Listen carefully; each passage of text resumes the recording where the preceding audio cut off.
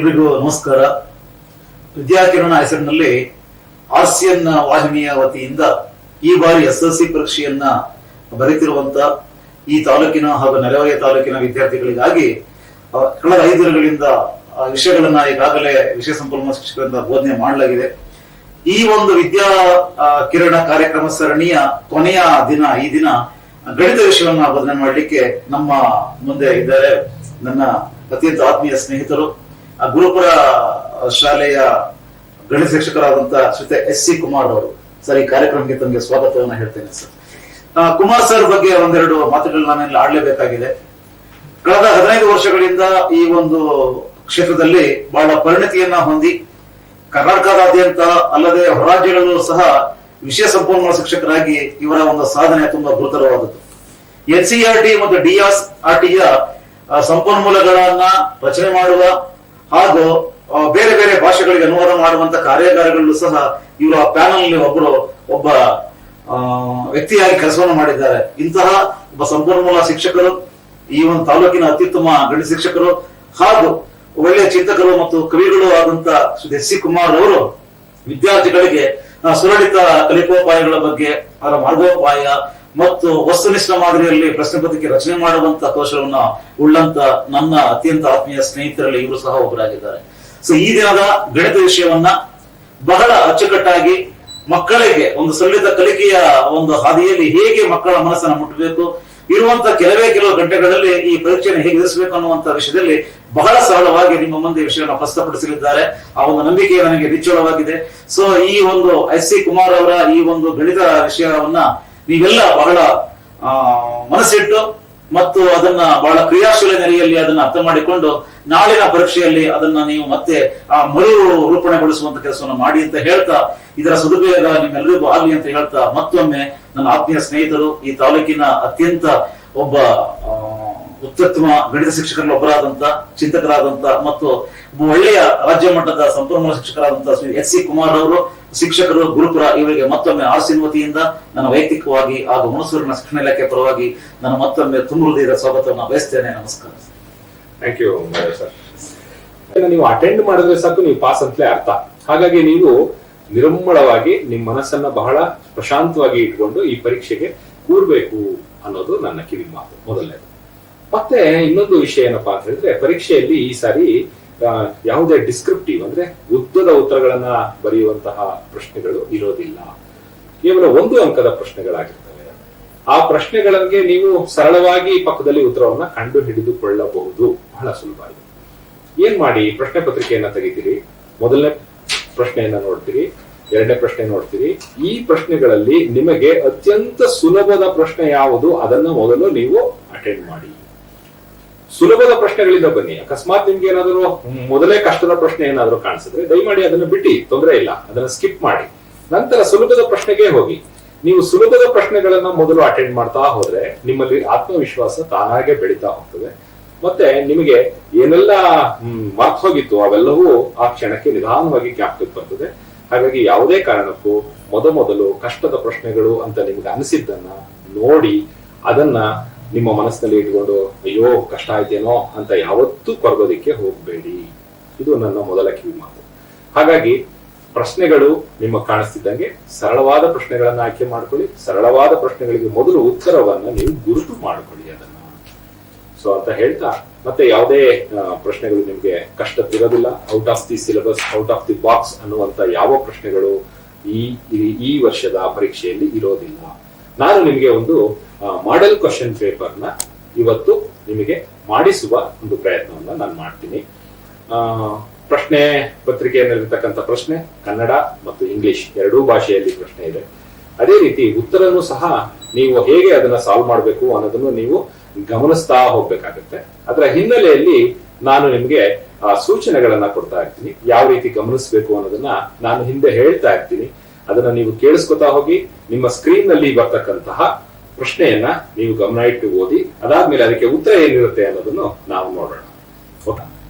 ಗಣಿತ ಪರೀಕ್ಷೆಯ ಒಂದು ಅಣಕು ಪರೀಕ್ಷೆ ಒಂದು ಕ್ವಶನ್ ಪೇಪರ್ ಇದೆ. ಆ ಕ್ವಶನ್ ಪೇಪರ್ ನಲ್ಲಿ ಕೆಲವು ಪ್ರಶ್ನೆಗಳು ಬರ್ತವೆ. ಆ ಪ್ರಶ್ನೆಗಳನ್ನು ನೋಡ್ತಾ ನಿಮ್ಗೆ ಯಾವ್ಯಾವ ಪಾಠದಲ್ಲಿ ಯಾವ ರೀತಿ ಪ್ರಶ್ನೆಗಳನ್ನ ಕೇಳಬಹುದು ಅನ್ನೋದು ನಮ್ಗೆ ಇಲ್ಲಿ ಗೊತ್ತಾಗ್ತದೆ. ಈಗ ನಾವು ನೋಡೋಣ ಒಂದೊಂದಾಗಿ ಪ್ರಶ್ನೆಗಳು ಹೇಗಿದ್ದಾವೆ ಅಂತ. ಈಗ ನೀವು ಇಲ್ಲಿ ನೋಡ್ತಾ ಇದ್ದೀರಿ, ಮೊದಲನೇ ಪ್ರಶ್ನೆಯನ್ನ ನೋಡ್ತಾ ಇದ್ದೀರಿ. ಜೋಡಿ ಸಮೀಕರಣಗಳು ಅಥವಾ ಪೇರ್ ಆಫ್ ಲೀನಿಯರ್ ಈಕ್ವೇಶನ್, ಈ ಪಾಠದಿಂದ ಈ ಅಂಶದಿಂದ ನಮಗೆ ಇಲ್ಲಿ ಪ್ರಶ್ನೆ ಬಂದಿದೆ. ಇಲ್ಲಿ ಎರಡು ಸಮೀಕರಣಗಳನ್ನ ಕೊಟ್ಟಿದ್ದಾರೆ. If a pair of linear equation 3x plus 2ky is equal to 2 and 2x plus 5y plus 1 is equal to 0 are parallel to each other, then the value of k is ಅಂತ ಕೇಳ್ತಾರೆ. ಈ ಜೋಡಿ ಸಮೀಕರಣಗಳು ಪರಸ್ಪರ ಸಮಾನಾಂತರವಾಗಿದ್ದರೆ k ಯ ಬೆಲೆ ಏನು ಅಂತಕ್ಕಂಥದ್ದು. ನಿಮ್ಗೆ ಜೋಡಿ ಸಮೀಕರಣಗಳಿಗೆ 3 ರೀತಿಯಾದಂತಹ ಸೊಲ್ಯೂಷನ್ಸ್ ಗಳು ನಿಮ್ಗೆ ಗೊತ್ತಿರಬೇಕು. ಒಂದು, ಈ ಸಮೀಕರಣ ಯಾವ ರೂಪದಲ್ಲಿ ಇರ್ತದಪ್ಪ ಅಂತ ಹೇಳಿದ್ರೆ a1x square plus b1x plus c ಅಂತಕ್ಕಂಥ ಫಾರ್ಮ್ ಅಲ್ಲಿ ಅದು ಇರ್ತದೆ. ax square plus bx plus c form ನಲ್ಲಿ ಇರ್ತದೆ ಅನ್ನೋದು ನಿಮ್ಗೆಲ್ಲರಿಗೂ ಗೊತ್ತು. ಆ ಫಾರ್ಮ್ ನಲ್ಲಿ ಇರ್ತಕ್ಕಂತಹ ಸಮೀಕರಣಗಳನ್ನ ನಾವು ಉತ್ತರವನ್ನ ನೋಡಿದಾಗ ಅದರಲ್ಲಿ ಈ ಯಾವ ಇದರ ವ್ಯಾಲ್ಯೂ ಆಫ್ ಕೆ ನ ಹೇಗೆ ನಾವು ಕಂಡುಹಿಡಿಯೋದು ಅನ್ನೋದನ್ನ ಈಗ ಅದರ ಉತ್ತರವನ್ನ ಇಲ್ಲಿ ನಾವು ನೋಡೋಣ. ಈಗ ನಿಮ್ಗೆ ಆನ್ಸರ್ ಕಾಣಿಸ್ತಾ ಇದೆ. ನಾವು ಇಲ್ಲಿ ಏನ್ ಮಾಡ್ತಾ ಇದೀವಪ್ಪ ಅಂತ ಹೇಳಿದ್ರೆ ಎರಡೂ ಸಮೀಕರಣಗಳನ್ನ ತಗೊಂಡಿದೀವಿ. ದಯಮಾಡಿ ಮೇಲ್ಗಡೆ ಇರುವಂತಹ ಲೆಕ್ಕದ ಬಿಡಿಸಿರ್ತಕ್ಕಂಥದ್ದನ್ನ ಗಮನಿಸಿ.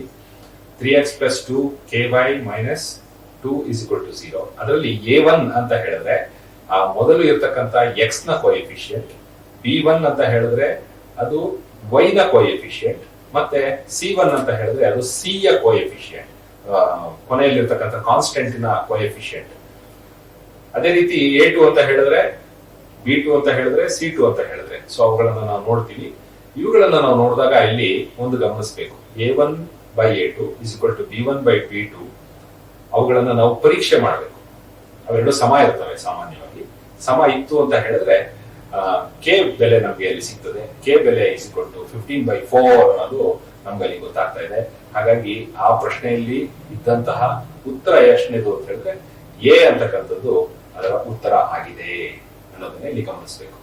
ಈ ಪ್ಯಾರಲಲ್ ಈಕ್ವೇಶನ್ಸ್ ಬಂದಾಗ ಅಲ್ಲಿ ಎರಡು ವೇರಿಯಬಲ್ಗಳಿರ್ತದೆ, ಎಕ್ಸ್ ಮತ್ತೆ ವೈ ಅಂತಕ್ಕಂಥದ್ದು. ಅವುಗಳನ್ನ ಸಾಲ್ವ್ ಮಾಡೋದು ಹೇಗೆ ಅನ್ನುವ ಪ್ರಶ್ನೆಯನ್ನ ನೀವು ಬಹಳ ಗಮನ ಇಟ್ಟು ಓದ್ಕೊಳ್ಳಿ. ಅದು ಬಹಳ ಸರಳವಾಗಿದೆ ಮತ್ತೆ ಉತ್ತರ ನಿಮಗೆ ಬಹಳ ಸುಲಭವಾಗಿ ಸಿಗ್ತದೆ ಅಂತಕ್ಕಂಥದ್ದು. ಈಗ ನಾವು ಮುಂದಿನ ಪ್ರಶ್ನೆಗೆ ನಾವು ಈಗ ಹೋಗೋಣ. ಎರಡನೇ ಪ್ರಶ್ನೆಯನ್ನ ನೀವು ನೋಡ್ತಾ ಇದ್ದೀರಿ.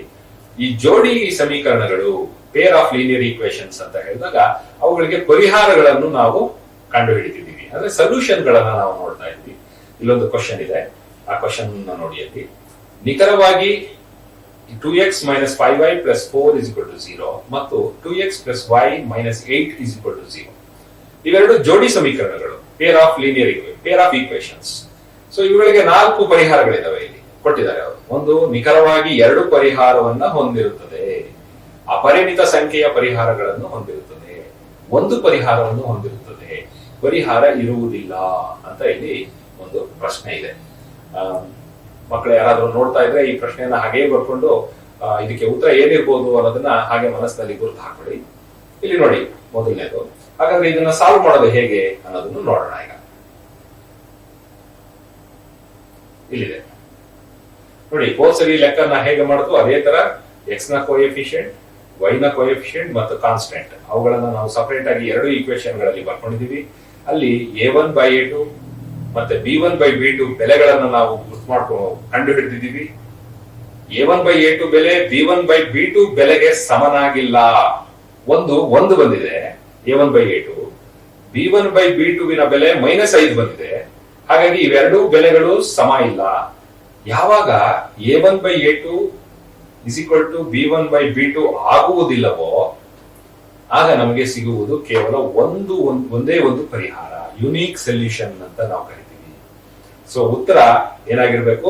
ಸಿ ಆಗಿರ್ಬೇಕು, ಯುನೀಕ್ ಸೊಲ್ಯೂಷನ್ ಅಂತ. ಹಾಗಾದ್ರೆ ಇಲ್ಲಿ ಇನ್ನು 3 ಉತ್ತರಗಳಿದಾವೆ. ಇಲ್ಲಿ ಎಕ್ಸಾಕ್ಟ್ಲಿ 2 ಸೊಲ್ಯೂಷನ್ಸ್ ಅಂತ ಇದೆ ಒಂದು ಉತ್ತರ. 2 ಪರಿಹಾರಗಳು, ನಿಖರವಾಗಿ 2 ಪರಿಹಾರಗಳು ಅಂತ ಹೇಳ್ತೀವಿ. 2 ಪರಿಹಾರಗಳು ಯಾವಾಗ ಬರೋದಕ್ಕೆ ಸಾಧ್ಯ ಅಂತ ಹೇಳಿದ್ರೆ 2 ಪರಿಹಾರಗಳು ಸಾಮಾನ್ಯವಾಗಿ ಅದು ಬರೋದು ಬೇರೆ ಇಲ್ಲಲ್ಲ. ಕ್ವಾಡ್ರಾಟಿಕ್ ಈಕ್ವೇಶನ್ ಗಳಲ್ಲಿ ನಾವು ನೋಡ್ತೀವಿ ಅದನ್ನ. ಇನ್ನೊಂದಿದೆ, ಇನ್ಫೈನೈಟ್ಲಿ ಮೆನಿ ಸೊಲ್ಯೂಷನ್ಸ್. ತುಂಬಾ ಪರಿಹಾರಗಳನ್ನ ನಾವು ನೋಡೋದಕ್ಕೆ ಸಾಧ್ಯ, ಅನಂತದ ಪರಿಹಾರಗಳನ್ನ ನಾವು ನೋಡೋದಕ್ಕೆ ಸಾಧ್ಯ. ಸೊ ಇನ್ಫಿನೈಟ್ಲಿ ಮೆನಿ ಸೊಲ್ಯೂಷನ್ಸ್ ಅಂತ ಹೇಳಿದ್ರೆ ಯಾವಾಗಪ್ಪ ಅಂತ ಹೇಳಿದ್ರೆ A1/A2, B1/B2 ಮತ್ತು C1/C2 ಇವು ಮೂರು ಸಮವಾಗಿದ್ದರೆ ಮಾತ್ರ ನಮ್ಗೆ ಇನ್ಫಿನೈಟ್ಲಿ ಮೆನಿ ಸೊಲ್ಯೂಷನ್ಸ್ ಸಿಗೋದಕ್ಕೆ ಸಾಧ್ಯ. ಇನ್ನೂ ಒಂದಿದೆ, ನೋ ಸೊಲ್ಯೂಷನ್ ಅಂತ ಇದೆ, ಡಿ ಅಂತಕ್ಕಂಥದ್ದು. ನೋ ಸೊಲ್ಯೂಷನ್ಸ್ ಯಾವಾಗ ಆಗುತ್ತೆ ಅಂತ ಹೇಳಿದ್ರೆ A1/A2 B1/B2 ಸಮ ಆಗಿರ್ತದೆ, ಆದ್ರೆ C1/C2 ಅದು ಸಮ ಆಗಿರೋದಿಲ್ಲ. ಸಮ ಆಗದೆ ಇದ್ದಾಗ ಯಾವುದೇ ಪರಿಹಾರಗಳು ಇರುವುದಿಲ್ಲ ಅಂತಕ್ಕಂಥದ್ದನ್ನು ನಾವಿಲ್ಲಿ ಗಮನಿಸಬೇಕು. ಈ ಮೂರು ಅಂಶಗಳನ್ನ ನೀವು ಚೆನ್ನಾಗಿ ಗಮನದಲ್ಲಿ ಇಟ್ಕೊಂಡ್ರೆ ಈ ಮೂರು ಅಂಶಗಳ ಆಧಾರದ ಮೇಲೆ ನಿಮಗೆ 2 ಪ್ರಶ್ನೆಗಳು ಖಚಿತವಾಗಿ ಬರ್ತದೆ. 2ರಿಂದ 3 ಪ್ರಶ್ನೆಗಳು ಖಚಿತವಾಗಿ ಬರ್ತದೆ. ಹಾಗಾಗಿ ಇದು ಸರಳವಾದ ಒಂದು ಅಂಶ. ಈ ಅಂಶವನ್ನ ನೀವು ಜ್ಞಾಪಕ ಇಟ್ಕೊಳ್ಳೋದು ಅಥವಾ ಅಭ್ಯಾಸ ಮಾಡ್ಕೊಳ್ಳೋದು ಬಹಳ ಸುಲಭ. ಅದನ್ನ ನೀವೆಲ್ಲ ಮಾಡ್ಕೊಳ್ಳಿ ಅಂತ ನಾನು ಹೇಳೋದಕ್ಕೆ ಬಯಸ್ತೇನೆ. 3ನೇ ಪ್ರಶ್ನೆಯನ್ನ ನೋಡೋಣ. 3ನೇ ಪ್ರಶ್ನೆ ನೋಡ್ತಾ ಇದ್ದೀರಿ. x ಮತ್ತು y ಗಳ ಯಾವ ಬೆಲೆಗೆ 2x - 3y = 12 ಸಮೀಕರಣವು ಸರಿ ಹೊಂದುತ್ತದೆ? The values of x and y when a point lies on the linear equation 2x - 3 = 12. ಈಗ ಇಲ್ಲಿ ನಾವು ನೋಡ್ತಾ ಇದ್ದೀವಿ, ಪೇರ್ ಆಫ್ ಲೀನಿಯರ್ ಈಕ್ವೇಶನ್ ಗಳನ್ನ ನಾವು ತೆಗೆದುಕೊಂಡಾಗ ಅವುಗಳಲ್ಲಿ ನಾವು 3 ರೀತಿಯಾದಂತಹ ಹೇಳಿಕೆಗಳನ್ನ ನಾವು ಗಮನಿಸ್ತೀವಿ. ಆ ಹೇಳಿಕೆಗಳ ಬಗ್ಗೆ ನಮಗೆ ಅರಿವಿರಬೇಕು. ಅದು ಏನು ಅನ್ನೋದನ್ನ ನೋಡೋಣ. ಈಗ 3ನೇ ಪ್ರಶ್ನೆಗೆ ಉತ್ತರ ಏನಿದೆ ಅನ್ನೋದನ್ನ ಹುಡುಕೋಣ. ಈಗ ಇಲ್ಲಿ ಬಹಳ ಸುಲಭ. x ಮತ್ತೆ y ಗಳಿಗೆ 0 ಮತ್ತು -3 ಬೆಲೆಯನ್ನ ಹಾಕಿದಾಗ ಯಾವಾಗ ಅದು ಅದರ ಬೆಲೆ ಇದಕ್ಕೆ ಸಮ ಆಗ್ತದೆ ಅನ್ನೋದನ್ನ ಅವರು ಕೇಳಿದ್ದಾರೆ. ನೋಡಿ ಇಲ್ಲಿ ಗಮನಿಸಿ, x ಗೆ ಬೆಲೆ ಒಂದ್ಸರಿ 0 ಹಾಕ್ತಾರೆ, y ಗೆ ಬೆಲೆ -3 ಹಾಕ್ತಾರೆ. ಎ ನಲ್ಲಿರುವ ಆಪ್ಷನ್. ಬಿ ನಲ್ಲಿರುವ ಆಪ್ಷನ್ ಗಮನಿಸಿ, x ಗೆ 2 ಹಾಕ್ತಾರೆ, y ಗೆ 3 ಬೆಲೆಯನ್ನ ಹಾಕಿ ನೋಡ್ತಾರೆ. ಆಗ ಬೆಲೆ -5 ಬರ್ತಾ ಇದೆ. 3ನೇದಕ್ಕೂ ನೀವು ಬೆಲೆಯನ್ನ ಹಾಕ್ತೀರಿ ಕೊಟ್ಟಿರುವ ಈಕ್ವೇಶನ್ಗೆ. x ಜಾಗದಲ್ಲಿ 3, y ಜಾಗದಲ್ಲಿ -2 ಹಾಕ್ತೀರಿ. ಆಗ ನಿಮಗೆ ಬೆಲೆ 12 ಬಂದು ಬಿಡ್ತು. 12 ಬರ್ತಿದ್ದಂಗೆ ನೀವು 4ನೇ ಆಪ್ಷನ್ ಅನ್ನ ಪರೀಕ್ಷೆ ಮಾಡುವ ಅಗತ್ಯ ಇಲ್ಲ. 12 ಉತ್ತರ ಬರ್ತಿದ್ದಂಗೆ 12 ಎಲ್ಲಿದೆ ಅನ್ನೋದನ್ನ ನೀವು ನೋಡ್ತೀರಾ. 12 ಎಲ್ಲಿದೆಯಪ್ಪ ಅಂದ್ರೆ ಆಪ್ಷನ್ ಸಿ ನಲ್ಲಿ ನಿಮ್ಗೆ 12 ಕಾಣಿಸ್ತಾ ಇದೆ. ಹಾಗಾಗಿ 12 ಉತ್ತರ ಅನ್ನೋದು ನಿಮ್ಗೆ ಗೊತ್ತಾಗುತ್ತೆ. ನೀವು 4ನೆಯ ಉತ್ತರವನ್ನ ಪರೀಕ್ಷೆ ಮಾಡುವ ಅವಶ್ಯಕತೆ ಇಲ್ಲ. ನಿಮ್ಗೆ ಟೈಮ್ ವೇಸ್ಟ್ ಆಗುತ್ತೆ. ಯಾಕಂದ್ರೆ ನಿಮ್ಗೆ ಬೇಕಾದ ಉತ್ತರ ಏನಾಗಿದೆ, ಈಗ ಆಲ್ರೆಡಿ ಸಿಕ್ಬಿಟ್ಟಿದೆ. ಹಾಗಾಗಿ ನೀವು ಮತ್ತೆ ಮುಂದುವರಿಯುವ ಅವಶ್ಯಕತೆ ಇರೋದಿಲ್ಲ. 4ನೇ ಪ್ರಶ್ನೆಯನ್ನು ನೋಡೋಣ. ರೇಖಾತ್ಮಕ ಸಮೀಕರಣ ಜೋಡಿಗೆ ಸಂಬಂಧಪಟ್ಟಂತೆ ಈ ಕೆಳಗಿನ ಹೇಳಿಕೆಗಳಲ್ಲಿ ತಪ್ಪಾಗಿರುವ ಹೇಳಿಕೆಯನ್ನ ಗುರುತಿಸಿ ಅಂತ ಹೇಳ್ತಾರೆ. Identify the wrong statement with respect to a pair of linear equation. Linear equation ಅಂತಿದ್ದಂಗೆ ನಿಮಗೆ 3 ಸ್ಟೇಟ್ಮೆಂಟ್ಗಳು ಗೊತ್ತಿರಬೇಕು. 3 ಸ್ಟೇಟ್ಮೆಂಟ್ಗಳು ನೀವು ನೆನಪಿನಲ್ಲಿ ಇಟ್ಕೊಂಡಿರ್ಬೇಕು. ಮೊದಲನೇದೇನು, if the lines are parallel. Lines ಏನಾದ್ರೂ ಪ್ಯಾರಲಲ್ ಆಗಿದ್ರೆ, ಅಂದ್ರೆ ಪ್ಯಾರಲಲ್ ಅಂದ್ರೆ ಸಮಾಂತರದಲ್ಲಿ ಇದ್ದರೆ, ರೇಖೆಗಳು ಸಮಾಂತರವಾಗಿದ್ದರೆ ನೋ ಸೊಲ್ಯೂಷನ್, ಪರಿಹಾರ ಇರೋದಿಲ್ಲ. ಹಾಗಾಗಿ ಆಪ್ಷನ್ ಎ ಏನಾಗಿದೆ, ಸರಿ ಅಂತ ನಮಗೆ ಗೊತ್ತಾಗ್ತಾ ಇದೆ. ಇನ್ನೊಂದು ನಮಗೆ ಗೊತ್ತಿರ್ಬೇಕು, if the lines R coincident, ರೇಖೆಗಳು ಪರಸ್ಪರ ಐಕ್ಯಗೊಂಡರೆ ಅಂತ ಇದೆ. ಅಪರಿಮಿತ ಪರಿಹಾರಗಳನ್ನ ಅದು ಹೊಂದಿರುತ್ತದೆ. ಅದು ನಮಗೆ ಗೊತ್ತಿರಬೇಕು.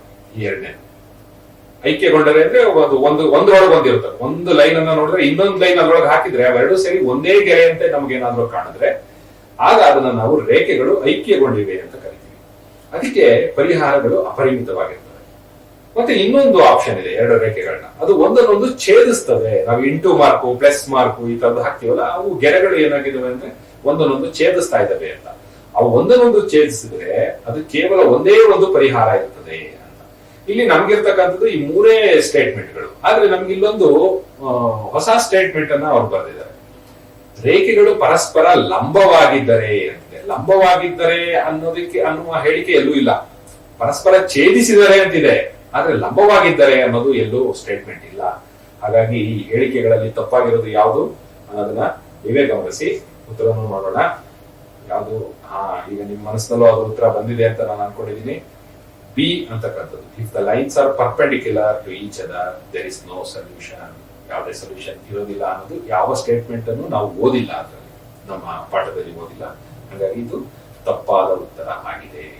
ಈಗ ಮುಂದಿನ ಪ್ರಶ್ನೆಯನ್ನು ನೋಡೋಣ. 5ನೇ ಪ್ರಶ್ನೆ. ಈಗ ನಾವು ಸಮಾನಾಂತರ ಶ್ರೇಣಿಗೆ ಬರ್ತಾ ಇದ್ದೀವಿ. ಶ್ರೇಣಿ ಅಂತ ಅರ್ಥಮೆಟಿಕ್ ಪ್ರೋಗ್ರೆಷನ್ ಅಂತ ನಾವು ಇಂಗ್ಲಿಷ್ ನಲ್ಲಿ ಏನ್ ಕರಿತೀವಿ, ಅದು ಶ್ರೇಣಿಯ ಬಗ್ಗೆ ನಿಮಗೆ ಗೊತ್ತಿರಬೇಕು. ಶ್ರೇಣಿನಲ್ಲಿ 3 ಅಂಶಗಳನ್ನ ನಾವು ಸರಿಯಾಗಿ ಗಮನದಲ್ಲಿಟ್ಕೋಬೇಕು. ಮೊದಲನೇ ಪದ ಅಂದ್ರೆ ಎ, ಅದಾದ್ಮೇಲೆ ಕಾಮನ್ ಡಿಫರೆನ್ಸ್, ಆಮೇಲೆ 2ರಲ್ಲಿ ಇರ್ತಕ್ಕಂಥ ಒಂದು ವ್ಯತ್ಯಾಸ, 2 ನಿರಂತರವಾದ ಸಂಖ್ಯೆಗಳ ನಡುವಿನ ವ್ಯತ್ಯಾಸವನ್ನ ಡಿ ಅಂತ ನಾವು ಕರಿತೀವಿ. ಹಾಗೆ ಅಂತಿಮ ಪದ ಅದು ನಾವು ಎನ್ ಅಂತ ನಾವು ಕರಿತೀವಿ. ಸೊ ಈ 3 ಅಂಶಗಳು ಗೊತ್ತಿರಬೇಕು. ಈ 3 ಅಂಶಗಳಲ್ಲಿ 2 ಅಂಶಗಳು ನಮಗೆ ಗೊತ್ತಿದ್ದರೆ ಇನ್ನೊಂದು ಅಂಶವನ್ನ ನಾವು ಸುಲಭವಾಗಿ ಕಂಡುಹಿಡಿಯಬಹುದು. 2 ಅಂಶ ಗೊತ್ತಿರಲೇಬೇಕು ನಮಗೆ, ಆಗ 3ನೇ ಅಂಶವನ್ನ ಕಂಡುಹಿಡಿಯಬಹುದು. ಉದಾಹರಣೆಗೆ ಎ ಮತ್ತೆ ಎನ್ ಗೊತ್ತಿದ್ರೆ ನಾವು ಡಿ ಅನ್ನ ಫೈಂಡ್ ಔಟ್ ಮಾಡಬಹುದು. ಎ ಮತ್ತೆ ಡಿ ಗೊತ್ತಿದ್ರೆ ಎನ್ ಫೈಂಡ್ ಔಟ್ ಮಾಡಬಹುದು. ಅದೇ ರೀತಿ ಡಿ ಮತ್ತು ಎನ್ ಗೊತ್ತಿದ್ರೆ ಮೊದಲನೇ ಅಕ್ಷರವನ್ನ ನಾವು ಪತ್ತೆ ಹಚ್ಚಬಹುದು. ಸೊ ಇದನ್ನ ನೀವು ಚೆನ್ನಾಗಿ ಅಭ್ಯಾಸ ಮಾಡಿಕೊಂಡ್ರೆ ಈ ಪ್ರಶ್ನೆಗೆ ನಾವು ಉತ್ತರವನ್ನ ಹುಡುಕೋದು ಬಹಳ ಸುಲಭ. 5ನೇ ಪ್ರಶ್ನೆಯನ್ನ ಗಮನ ಇಟ್ಟು ನೋಡಿ ಪ್ರತಿಯೊಬ್ಬರು. 5ನೇ ಪ್ರಶ್ನೆಗೆ ಉತ್ತರ ಏನಿದೆ ಅನ್ನೋದನ್ನ ನಾವು ನೋಡೋಣ. 5ನೇ ಪ್ರಶ್ನೆಗೆ ಉತ್ತರ ನೀವು ನೋಡ್ತಾ ಇದ್ದೀರಿ. ಎ ಬೆಲೆ ಬರ್ಕೊಂಡಿದ್ದಾರೆ -3. ಡಿ ಬೆಲೆ ನೋಡ್ತಾ ಇದ್ದಾರೆ. ಡಿ ಬೆಲೆ ಎಷ್ಟಾಗ್ತಾ ಇದೆ ಇಲ್ಲಿ ಅಂದ್ರೆ 2 ಆಗ್ತಾ ಇದೆ. ಸೊ ಎನ್ ಸೂತ್ರವನ್ನ ಇಲ್ಲಿ ಹಾಕ್ತಾ ಇದ್ದಾರೆ. a + n-1 × d ಆಯ್ತು. ನಮ್ಗೆ 10ನೇ ಸಂಖ್ಯೆ ಬೆಲೆ ಬೇಕಾಗಿರೋದ್ರಿಂದ n ಜಾಗದಲ್ಲಿ ನಾವು 10 ಅಂತ ಹಾಕ್ತಾ ಇದ್ದೀವಿ. ಮೊದಲನೇ ಅಕ್ಷರದ ಬೆಲೆ ಹಾಕಿದೀವಿ. n ನ ಬೆಲೆ ಈಗ ಆಲ್ರೆಡಿ ಇಲ್ಲಿ ಗೊತ್ತಿದೆ, ಹಾಕಿದೀವಿ. ಮತ್ತೆ ಅದನ್ನ -1 ಫಾರ್ಮುಲಾದಲ್ಲಿರುವ ಒಂದನ್ನ ಹಾಗೆ ಹಾಕಿದೀವಿ. ಡಿ ಬೆಲೆಯನ್ನ ಇಲ್ಲಿ ಇಟ್ಟಿದೀವಿ. ಈಗ ನೋಡ್ತಾ ಹೋಗಿ a10 -3 ಪ್ಲಸ್ 10ರಲ್ಲಿ 1 ಹೋದ್ರೆ 9, ಪಕ್ಕದಲ್ಲಿ 8, 9 2 18. So a10 -3 plus 18. ನೋಡಿ ಇಲ್ಲಿ ಇಲ್ಲೊಂದು ಮೈನಸ್, ಇದೊಂದು ಪ್ಲಸ್. ಈ ರೀತಿ ಏನಾದ್ರೂ ಸಂಕಲನ ಅಥವಾ ವ್ಯವಕಲನ ಯಾವುದೇ ಭಾಗದಲ್ಲಿ ಬಂದ್ರು ಒಂದು ಪ್ಲಸ್ ಒಂದು ಮೈನಸ್ ಇದ್ದಾಗ ಕಳೆಯಬೇಕು. ಅದನ್ನು ಚೆನ್ನಾಗಿ ಅರ್ಥ ಮಾಡ್ಕೊಳ್ಳಿ. a10 15. ಅಕಸ್ಮಾತ್ ನೀವು ಕೂಡ್ತೀರಿ ಅಂತ ಹೇಳಿದ್ರೆ ನೋಡಿ ಅದಕ್ಕೂ ಉತ್ತರ ಇದೆ, 21 ಅಂತಿದೆ. ನಿಮ್ಮನ್ನ ದಾರಿ ತಪ್ಪಿಸೋದಕ್ಕೋಸ್ಕರ ಈ ಬಿ ಆಪ್ಷನ್ ಅಲ್ಲಿ -21 ಅನ್ನು ಕೊಟ್ಟಿದ್ದಾರೆ ಕ್ಯಾಪ್ಕಟ್ಲಿ. ನೀವು ಇಲ್ಲಿ ಕಳೆದಾಗ ಪ್ಲಸ್ 15 ಬರಬೇಕು, ಯಾಕಂದ್ರೆ ದೊಡ್ಡ ಸಂಖ್ಯೆಯ ಚಿಹ್ನೆ ಪ್ಲಸ್. -15 ಅನ್ನು ಕೊಟ್ಟಿದ್ದಾರೆ. ಇಲ್ಲೂ ಸಹ ನೀವು ಏನ್ ಮಾಡ್ಬೋದು, ಸುಲಭವಾಗಿ ದಾರಿ ತಪ್ಪಬಹುದು.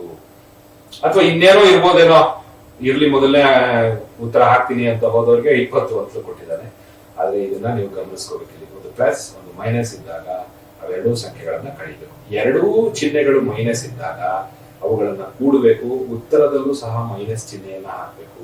ಗಮನದಲ್ಲಿ ಇಟ್ಕೊಳ್ಳಿ. ದೊಡ್ಡ ಸಂಖ್ಯೆಯ ಚಿಹ್ನೆ ಹಾಕ್ಬೇಕು ಅನ್ನೋದನ್ನ ಮರಿಬೇಡಿ ಯಾವಾಗಲೂ. ಇದು ಬಹಳ ಮುಖ್ಯ. ಮತ್ತೆ ಮುಂದಿನ ಪ್ರಶ್ನೆಯನ್ನ ನೋಡೋಣ. ಈಗ 6ನೇ ಪ್ರಶ್ನೆಯನ್ನ ನೋಡೋಣ.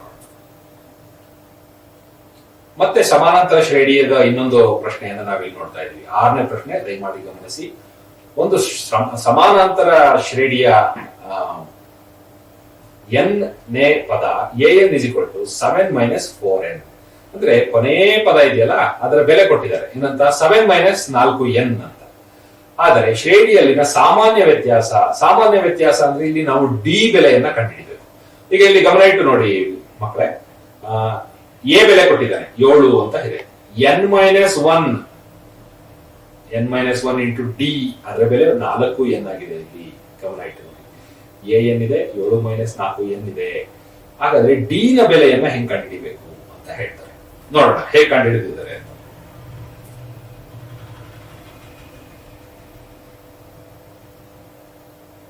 ಗಮನ ಇಟ್ಟು ನೋಡಿ ಮಕ್ಕಳ, ಇಲ್ಲಿ n ಬೆಲೆ ಏನಾದ್ರೂ 1 ಆಗಿದ್ರೆ a1 ಬೆಲೆ ಏನಾಗುತ್ತೆ ಅನ್ನೋದನ್ನ ಇಲ್ಲಿ ಪತ್ತೆ ಹಚ್ಚಿಕೊಂಡಿದ್ದಾರೆ. n ಬೆಲೆ 2 ಆದ್ರೆ a2 ಬೆಲೆ ಏನಾಗುತ್ತೆ ಅನ್ನೋದನ್ನು ಪತ್ತೆ ಹಚ್ಚಿದ್ದಾರೆ. ಸೊ ಒಂದು a1 ಮತ್ತೆ a2 ಗೊತ್ತಾದ್ಮೇಲೆ ಇವೆರಡರ ನಡುವಿನ ವ್ಯತ್ಯಾಸವೇ ಏನಾಗಿರ್ತದೆ, ಡಿ ಆಗಿರ್ತದೆ. ಹಾಗಾಗಿ ಡಿ = a2 - a1 ನೋಡಿ ಇಲ್ಲಿ ಗಮನಿಸಿ ನೋಡಿ, ಇಲ್ಲಿ -1 -3 ಅಂತ ಬಂದಿದೆ. 2 ಚಿಹ್ನೆಗಳು ಮೈನಸ್ ಇದ್ದಾಗ ಅವನ್ನ ಕೂಡಬೇಕು, ಜೊತೆಗೆ ದೊಡ್ಡ ಸಂಖ್ಯೆಯ ಚಿಹ್ನೆಯನ್ನೇ ಇಡಬೇಕು.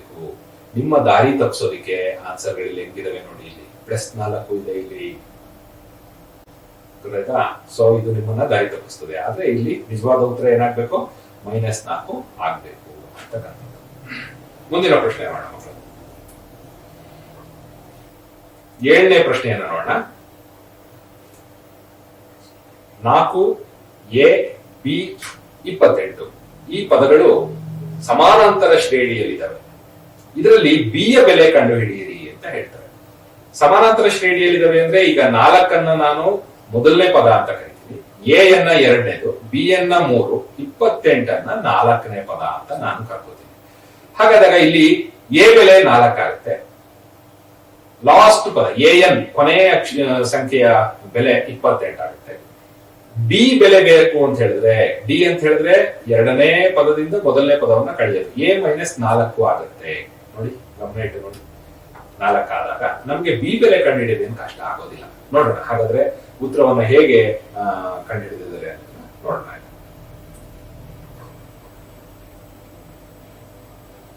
ಇಲ್ಲಿ ನೋಡಿ, D is equal to a -4 is equal to b - a. B ಅಂತ ಹೇಳಿದ್ರೆ ಈ 2 ಪದಗಳ ಯಾವುದೇ 2 ಪದಗಳ ವ್ಯತ್ಯಾಸವನ್ನ ಡಿ ಆಗಿ ತಗೋಬಹುದು. ನೀವು ಯಾವ್ದು ಇದನ್ನೇ ತಗೋಬೇಕು ಅಂತ ಏನಿಲ್ಲ.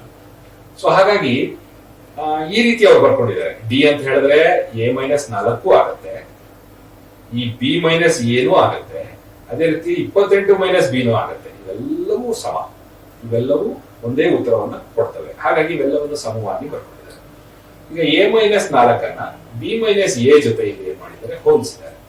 ಹೋಲಿಸಿದಾಗ 2a = b + 4 ಬಂತು, ಅದನ್ನ 1 ಅಂತ ಇಟ್ಕೊಂಡಿದ್ದಾರೆ. ಅದೇ ರೀತಿ b - a ನ ಇನ್ನೊಂದಕ್ಕೆ ಹೋಲಿಸ್ತಾ ಇದ್ದಾರೆ, ಯಾವ್ದಕ್ಕೆ 28 - b ಗೆ ಹೋಲಿಸ್ತಾ ಇದ್ದಾರೆ. ಆಗ a - 2b = 28 ಬಂದಿದೆ. ಈಗ 2 ಈಕ್ವೇಶನ್ಗಳು ನಮಗೆ ಬಂತು. ಇವೆರಡನ್ನೂ ತೆಗೆದುಕೊಂಡು ಏನ್ ಮಾಡ್ತಾರೆ, 1ರಿಂದ 1 ಕಳೆದಾಗ ಅದರಲ್ಲಿ ಒಂದು ಗೊತ್ತಿಲ್ಲದ ಅಂಶ ಏನಾಗುತ್ತೆ, ಕ್ಯಾನ್ಸಲ್ ಆಗುತ್ತೆ. ಈಗ 2a ಇದೆ, ಕಳೆದಾಗ ಇವೆರಡು ಎ ಅಂತಕ್ಕಂಥ ಗೊತ್ತಿಲ್ಲದೆ ಇರೋ ಅಂಶ ಕ್ಯಾನ್ಸಲ್ ಆಗಿ ಗೊತ್ತಿರುವ ಬಿ ಅಂಶ ಮಾತ್ರ ಉಳ್ಕೊಳ್ಳುತ್ತೆ. ಅದರ ಬೆಲೆಯನ್ನು ನಾವು ಕಂಡುಹಿಡಿತೀವಿ. ಈ ಬಿ ಬೆಲೆಯನ್ನೇ ಅವ್ರು ಕೇಳಿರೋದು ನೋಡಿ. ಹಾಗಾಗಿ ಉತ್ತರ ಏನಾಗಬೇಕು, ಉತ್ತರ 1 ಅಥವಾ ಎ ನಲ್ಲಿ ಇರ್ತಕ್ಕಂಥದ್ದು ಆಗಿರುತ್ತೆ. ಇದೇ ರೀತಿ ನೀವು ಎ ಬೆಲೆಯನ್ನು ಕಂಡುಹಿಡಿಯಬಹುದು. ಈ ಬಿ ಅನ್ನ ತೆಗೆದು ಮತ್ತೆ ಈ ಎರಡರಲ್ಲಿ ಯಾವ್ದಾದ್ರು ಒಂದು ಈಕ್ವೇಶನ್ಗೆ ನೀವು ಹಾಕಿದ್ರೆ ಆಗ ನಿಮಗೆ ಸುಲಭವಾಗಿ ಎ ಬೆಲೆಯೂ ಸಹ ಗೊತ್ತಾಗ್ತದೆ. ನೆಕ್ಸ್ಟ್ ಮುಂದಿನ ಪ್ರಶ್ನೆ ಆ ರೀತಿ ಕೇಳಬಹುದು ಅವರು ಪರೀಕ್ಷೆನಲ್ಲಿ. ಇಲ್ಲಿ ಬಿ ಅನ್ನ ಕಂಡುಹಿಡಿದಾದ್ಮೇಲೆ ಮತ್ತೆ ಎ ಅನ್ನ ಕಂಡುಹಿಡಿಯುವಂತೆ ಅವರು ಪ್ರಶ್ನೆಯನ್ನ ರೂಪಿಸಬಹುದು ಬೇಕಾದ್ರೆ. ಸೊ ಅದಕ್ಕೂ ನೀವು ತಯಾರಾಗಿರ್ಬೇಕು. ಗಮನ ಇಟ್ಟು ಈ ತರದ ಪ್ರಶ್ನೆಗಳನ್ನ ಅಭ್ಯಾಸ ಮಾಡಿ. ಮುಂದಿನ ಪ್ರಶ್ನೆಯನ್ನು ನೋಡೋಣ. 8ನೇ ಪ್ರಶ್ನೆ ಹೇಗಿರ್ತದೆ ಅನ್ನೋದನ್ನ ನಾವೀಗ ಗಮನಿಸ್ಕೊಳ್ಳೋಣ. 8ನೇ ಪ್ರಶ್ನೆ ಕನ್ನಡ ಮತ್ತು ಇಂಗ್ಲಿಷ್ ನಲ್ಲಿ ಯಾವ ರೀತಿ ಕೊಟ್ಟಿದ್ದಾರೆ ಅನ್ನೋದನ್ನ ನೋಡೋಣ. ಮತ್ತೆ ಇಲ್ಲಿ ಶ್ರೇಣಿಗಳಿಗೆ ನಾವು ಬರ್ತಾ ಇದ್ವಿ. 2 ಸಮಾನಾಂತರ ಶ್ರೇಣಿಗಳ ಸಾಮಾನ್ಯ ವ್ಯತ್ಯಾಸವು ಸಮನಾಗಿದೆ. ಮೊದಲನೇ ಶ್ರೇಣಿಯ ಮೊದಲ ಪದವು 5 ಮತ್ತು 2ನೇ ಶ್ರೇಣಿಯ ಮೊದಲ ಪದವು 8 ಆಗಿದ್ದರೆ ಆ ಶ್ರೇಣಿಗಳ 3ನೇ ಪದಗಳ ವ್ಯತ್ಯಾಸ ಏನಾಗಿರುತ್ತದೆ? 2 arithmetic progressions has the same common difference. If the first term of the first progression is 3 and that of the other is 8, then the difference between their third term is ಅಂತ ಕೇಳ್ತೇನೆ. ಹಾಗಾದ್ರೆ ಈ ಲೆಕ್ಕವನ್ನು ಹೇಗೆ ನಾವು ಇದನ್ನ ಸಾಲ್ವ್ ಮಾಡೋದು ನೋಡೋಣ. ನೋಡಿ ಬೇಕಾಗಿ ಫಸ್ಟ್ ಪ್ರೋಗ್ರೆಷನ್ ಏನಿದೆ ಅನ್ನೋದನ್ನ ಬರ್ಕೊಂಡಿದ್ದಾರೆ ಅವರು. ಮೊದಲನೇ ಇದು 5 ಇದೆ. 5 ಇದ್ಮೇಲೆ common difference B 5 + b 5 + 2d ಈ ರೀತಿ ಸಾಗ್ತಾ ಹೋಗುತ್ತೆ. ಸೆಕೆಂಡ್ ಪ್ರೋಗ್ರೆಷನ್ 8ರಿಂದ ಶುರುವಾಗುತ್ತೆ. ಹಾಗಾಗಿ 8 + d 8 + 2d ಆಗುತ್ತೆ. Difference between the third term ನೋಡಿ, ಇದರಲ್ಲಿ 3ನೇ ಟರ್ಮ್ 5 + 2d, 2ನೇದ್ರಲ್ಲಿ 3ನೇ ಟರ್ಮ್ 8 + 2d. ಅವೆರಡರ ವ್ಯತ್ಯಾಸ ಡಿಫರೆನ್ಸ್ 1ರಿಂದ 1 ಕಳಿ ಅಂತ ಹೇಳುತ್ತೆ. 1ರಿಂದ 1 ಕಳಿತಾ ಇದೆ. ಕಳೆದಾಗ ಏನಾಗುತ್ತೆ, 2 + 8 + 2d -5 - 2d ಬಂದಾಗ 8ರಲ್ಲಿ 5 ಹೋದರೆ 3 ಆಗುತ್ತೆ, +2d -2d 2 ಏನಾಗುತ್ತೆ, ಕ್ಯಾನ್ಸಲ್ ಆಗುತ್ತೆ, 0 ಆಗುತ್ತೆ. ಸೊ ಉತ್ತರ ಏನಾಗಬೇಕು, 3 ಆಗಬೇಕು. ಅದನ್ನ ನೀವು ಗಮನಿಸಬೇಕಾಗ್ತದೆ. ಅದೇ ರೀತಿ ನಾವು 9ನೇ ಪ್ರಶ್ನೆಗೆ ಹೋಗೋಣ. ನೋಡಿ, ಇವೆಲ್ಲ ಪ್ರಶ್ನೆಗಳು ಅರ್ಥಮೆಟಿಕ್ ಪ್ರೋಗ್ರೆಷನ್ ಮೇಲೆ ಇರೋದನ್ನ ನೀವು ಗಮನಿಸಬೇಕು. ಅದರರ್ಥ 9ನೇ ಪ್ರಶ್ನೆಗೆ ನಾವೀಗ ಹೋಗೋಣ. ಒಂದು ಸಮಾನಾಂತರ ಶ್ರೇಣಿಯ ಮೊದಲ n ಪದಗಳ ಮೊತ್ತ Sn = 3n² + n ಆಗಿದೆ. ಆದರೆ ಆ ಶ್ರೇಣಿಯ 3ನೇ ಪದ ಯಾವುದು ಅಂತ ಕೇಳ್ತಾರೆ. ಸೂತ್ರ ಅವರೇ ಕೊಟ್ಬಿಟ್ಟಿದ್ದಾರೆ. The sum of first n terms of an arithmetic progression is given by the formula Sn = 3n² + n. Then its third term is formula 8 ಕೊಟ್ಬಿಟ್ಟಿದ್ದಾರೆ ಅವರು ಆಲ್ರೆಡಿ. ಹಾಗಾಗಿ ನಾವು n ಜಾಗದಲ್ಲಿ ಈಗ 3 ಹಾಕ್ಬೇಕಷ್ಟೇ. 3ನೇ ಪದ ಅಂದ್ರೆ 3 ಹಾಕಿ ನಾವು ನೋಡ್ಬೇಕಾಗುತ್ತೆ. ನೋಡೋಣ ಇದಕ್ಕೆ ಉತ್ತರ ಹೇಗೆ ಕಂಡುಹಿಡಿದಿದ್ದಾರೆ ಅಂತ. ಈಗ ನೋಡಿ, ನಾವು n is equal to 1 ಅಂದಾಗ S1 ಬೆಲೆ ಗೊತ್ತಾಗುತ್ತೆ. n is equal to 2 ಅಂದಾಗ S14 ಗೊತ್ತಾಗುತ್ತೆ. n is equal to 3 ಅಂದಾಗ S30 ಗೊತ್ತಾಗುತ್ತೆ. ಇಲ್ಲೊಂದು ಗಮನ ಇಟ್ಟು ನೋಡಿ, ಈ ಶ್ರೇಣಿಗಳನ್ನ ನಾವು ಸಮ್ ಆಫ್ ಅಂದ್ರೆ ಅವುಗಳ ಮೊತ್ತವನ್ನ ಕಂಡುಹಿಡಿಯಲಿಕ್ಕೆ ಹೋದಾಗ ಮೊದಲನೇ ಪದದ ಜೊತೆ ಎರಡನೇ ಪದವನ್ನ ಕೂಡಿಸಿದಾಗ 3ನೇ ಪದ ಬರ್ತದೆ. ಇದು ನಮಗೆ ಗೊತ್ತಿರಬೇಕು. ಹಾಗಾದ್ರೆ 3ನೇ ಪದದಿಂದ ನಾವು 2ನೇ ಪದವನ್ನೇನಾದ್ರೂ ಕಳೆದ್ರೆ ಆಗ ನಮಗೆ 3ನೇ ಪದ ನಿಜವಾಗ್ಲೂ ಎಷ್ಟಿತ್ತು ಅನ್ನೋದು ಗೊತ್ತಾಗ್ತದೆ. ಸೊ ಇದನ್ನ ನಾವು S3 ಅಂತ ನಾವು ಕರಿತೀವಿ. ಅದನ್ನ ನಾವು ಮೊದಲನೇ ಪದ A1, ಎರಡನೇ ಪದ A2, ಮೂರನೇ ಪದ A3 ಆಗಿರ್ತದೆ. A1 ಅಂದ್ರೆ ಮೊದಲನೇ ಪದನೇ, A2 ಅಂತ ಅಂದಾಗ ಅದು ಮೊದಲನೇ ಪದ ಮತ್ತು ಎರಡನೇ ಪದಗಳ ನಡುವಿನ ಸಂಕಲನ ಆಗಿರ್ತದೆ. ಅದೇ ರೀತಿ A3 ಅಂತ ಹೇಳಿದಾಗ ಈ 3ರ ಸಂಕಲನವು ಆಗಿರ್ತದೆ. ಹಾಗಾಗಿ S3 ಇಂದ ನಾವು S2 ಅನ್ನ ಕಳೆದಾಗ ಸುಲಭವಾಗಿ ನಮಗೆ 3ನೇ ಪದದ ಬೆಲೆ ಗೊತ್ತಾಗ್ತದೆ. ಸೊ ಅದೇ ಕೆಲಸವನ್ನ ಇಲ್ಲಿ ಮಾಡಿದ್ದಾರೆ. A3 ಎಷ್ಟಾಯ್ತು? 16 ಆಗ್ತಾ ಇದೆ. ಇದನ್ನ ಗಮನ ಇಟ್ಟು ನೋಡ್ಬೇಕು.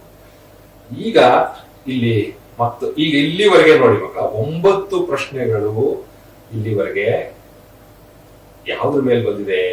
ಮೊದಲ 9 ಪ್ರಶ್ನೆಗಳು ಬಹಳ ಸುಲಭವಾದ ಪ್ರಶ್ನೆಗಳಾಗಿದ್ದಾವೆ. ಎಲ್ಲಿಂದ ಬಂದಿದ್ದಾವೆ ಅಂತ ಹೇಳಿದ್ರೆ, ಮೊದಲು ಪೇರ್ ಆಫ್ ಲೀನಿಯರ್ ಈಕ್ವೇಶನ್.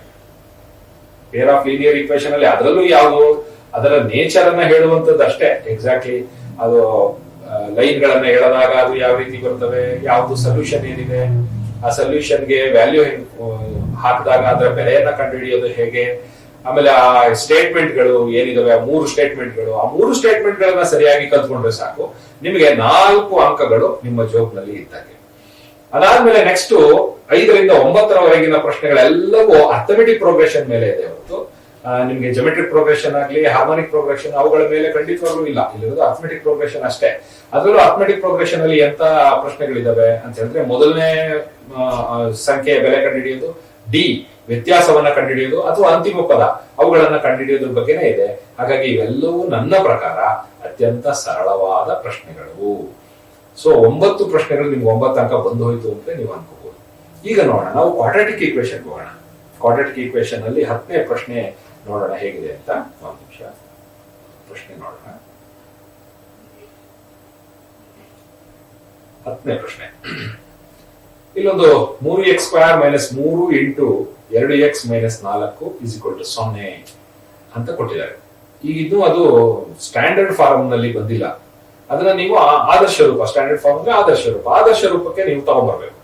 ಅದು ax² + bx + c ರೂಪಕ್ಕೆ ಬರಬೇಕು. ಬಂದಾಗ ಕಾನ್ಸ್ಟೆಂಟ್ ಎಷ್ಟಾಗುತ್ತೆ ಅಂತ, ಇದು ಬಹಳ ಸುಲಭವಾದಂತ ಪ್ರಶ್ನೆ ಅಂತ ನನಗೆ ಅನಿಸ್ತದೆ. ಯಾಕಂದ್ರೆ ಇಲ್ಲಿ 3x² ಇದೆ, ax² ಫಾರ್ಮ್ ಅಲ್ಲಿ ಆಲ್ರೆಡಿ ಇದೆ. ನಮ್ಗೆ bx ಫಾರ್ಮ್ ಅಲ್ಲಿ ಮಾತ್ರ ನಮ್ಗೆ ಇಲ್ಲಿ ತೊಂದರೆ ಕಾಣಿಸ್ತಾ ಇದೆ, ಮತ್ತೆ c ಅನ್ನ ಕಂಡುಹಿಡಿಬೇಕಾಗಿದೆ ಅಷ್ಟೇ. ಈಗ ಇಲ್ಲಿ 3ಅನ್ನ ಏನ್ ಮಾಡ್ಬೇಕಾಗಿದೆ ಅಂದ್ರೆ, ಇಲ್ಲಿ 2x - 4 ಇದೆಯಲ್ಲ, ಅದ್ರ ಜೊತೆ ಗುಣಾಕಾರ ಮಾಡ್ಕೋಬೇಕಷ್ಟೇ.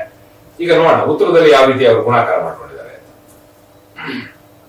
ಇಲ್ಲಿ ನೋಡಿ, ಈಕ್ವೇಶನ್ ಅನ್ನು ನೋಡ್ತಾ ಇದ್ದೀರಿ. 3x² - 3 ಇಂಟು 2x - 4 = 0 ಇದೆ. 3x² - 6x + 12 = 0. ಈಗ ನಮಗೆ ಸ್ಟ್ಯಾಂಡರ್ಡ್ ಫಾರ್ಮ್ ಬಂದ್ಬಿಡ್ತು. ax² + bx + c. ಇಲ್ಲಿ ಪ್ಲಸ್ ಇಲ್ವಲ್ಲ ಸರ್ ಅಂತ ನೀವು ಕೇಳ್ಬೋದು. ಇದು ಪ್ಲಸ್ ಇಲ್ಲ ಅಂತ ಹೇಳಿದ್ರೆ ನಾವು ಇದನ್ನು -6 ಅಂತಲೇ ತಗೋಬೇಕು ಅದ್ರ ಉತ್ತರ. ಎಕ್ಸ್ ಕೋಎಫಿಷಿಯಂಟ್ ಏನಾದ್ರು ಕೇಳಿದ್ರೆ, ಬಿ ವ್ಯಾಲ್ಯೂ ಕೇಳಿದ್ರೆ ಏನ್ ಬರೀತಿದ್ರಿ? ಆಗ -6 ಅಂತ ಬರೀತಾ ಇದ್ರಿ. ಎ ವ್ಯಾಲ್ಯೂ ಏನಾದ್ರು ಕೇಳಿದ್ರೆ ಏನ್ ಬರೀತಾ ಇದ್ರಿ? 3 ಅಂತ ಬರೀತಾ ಇದ್ರಿ. ನೋಡಿ, ಅದಕ್ಕೆ ನಿಮ್ಮ ದಿಕ್ ತಪ್ಸಕ್ಕೆ 3 ಇದೆ ಇಲ್ಲಿ, ಗೊತ್ತಾಯ್ತಾ? ಅದೇ ರೀತಿ ಸಿ ವ್ಯಾಲ್ಯೂ ಇದೆ, ಸಿ ವ್ಯಾಲ್ಯೂ 12 ಇದೆ. ಸೊ 12 ನಿಮ್ಮ ಉತ್ತರ ಆಗಿರ್ಬೇಕು ಅಂತ. ಮುಂದಿನ ಪ್ರಶ್ನೆಗೆ ನಾವೀಗ ಹೋಗೋಣ. ಈಗ ನಾವು ಕ್ವಾಡ್ರಾಟಿಕ್ ಈಕ್ವೇಶನ್ ನಲ್ಲಿ ಇದೀವಿ. ಕ್ವಾಡ್ರಾಟಿಕ್ ಈಕ್ವೇಶನ್ ನಲ್ಲಿ ಅವರು ತುಂಬಾ ದೊಡ್ಡ ದೊಡ್ಡ ಪ್ರಶ್ನೆಗಳನ್ನೆಲ್ಲೂ ಹಾಕಿಲ್ಲ, ಸರಳವಾದ ಪ್ರಶ್ನೆಗಳನ್ನೇ ಹಾಕಿದ್ದಾರೆ. ನಿಮ್ಗೆ ಅದರ ಮೂಲಾಂಶಗಳ ಬಗ್ಗೆ ಏನೆಲ್ಲ ಅರಿವಿದೆ ಅನ್ನೋದನ್ನ ಮಾತ್ರ ಇಲ್ಲಿ ತಿಳ್ಕೊಳ್ಳೋ ಪ್ರಯತ್ನ ಮಾಡ್ತಿದ್ದಾರೆ. ಈ ಕ್ವಾಡ್ರಾಟಿಕ್ ಈಕ್ವೇಶನ್ ನಲ್ಲಿ ನೇಚರ್ ಆಫ್ ದ ಈಕ್ವೇಶನ್ ಗಳ ಬಗ್ಗೆ ನೀವು ತಿಳ್ಕೊಂಡ್ರೆ ಅದರಲ್ಲಿ 2ರಿಂದ 3 ಪ್ರಶ್ನೆಗಳು ಬರ್ತವೆ. ಮತ್ತೆ ಸ್ಟ್ಯಾಂಡರ್ಡ್ ಇದರ ಈಕ್ವೇಶನ್ ಒಂದು ಸ್ಟ್ಯಾಂಡರ್ಡ್ ಫಾರ್ಮ್, ಇದನ್ನ ನೀವು ಅರ್ಥ ಮಾಡ್ಕೊಂಡ್ರೆ ಆ ಸ್ಟ್ಯಾಂಡರ್ಡ್ ಫಾರ್ಮ್ ಮೇಲೆ ಒಂದಷ್ಟು ಪ್ರಶ್ನೆಗಳು ನಿಮಗೆ ಬರ್ತವೆ. ಅದನ್ನ ನೀವು ಗಮನಿಸ್ಕೊಳ್ಬೇಕು. ಈಗ ನೋಡೋಣ 11ನೇ ಪ್ರಶ್ನೆ ಯಾವ ತರ ಇದೆ ಅಂತ. ನಾವಿಲ್ಲಿ ಗಮನಿಸೋಣ. 11ನೇ ಪ್ರಶ್ನೆ.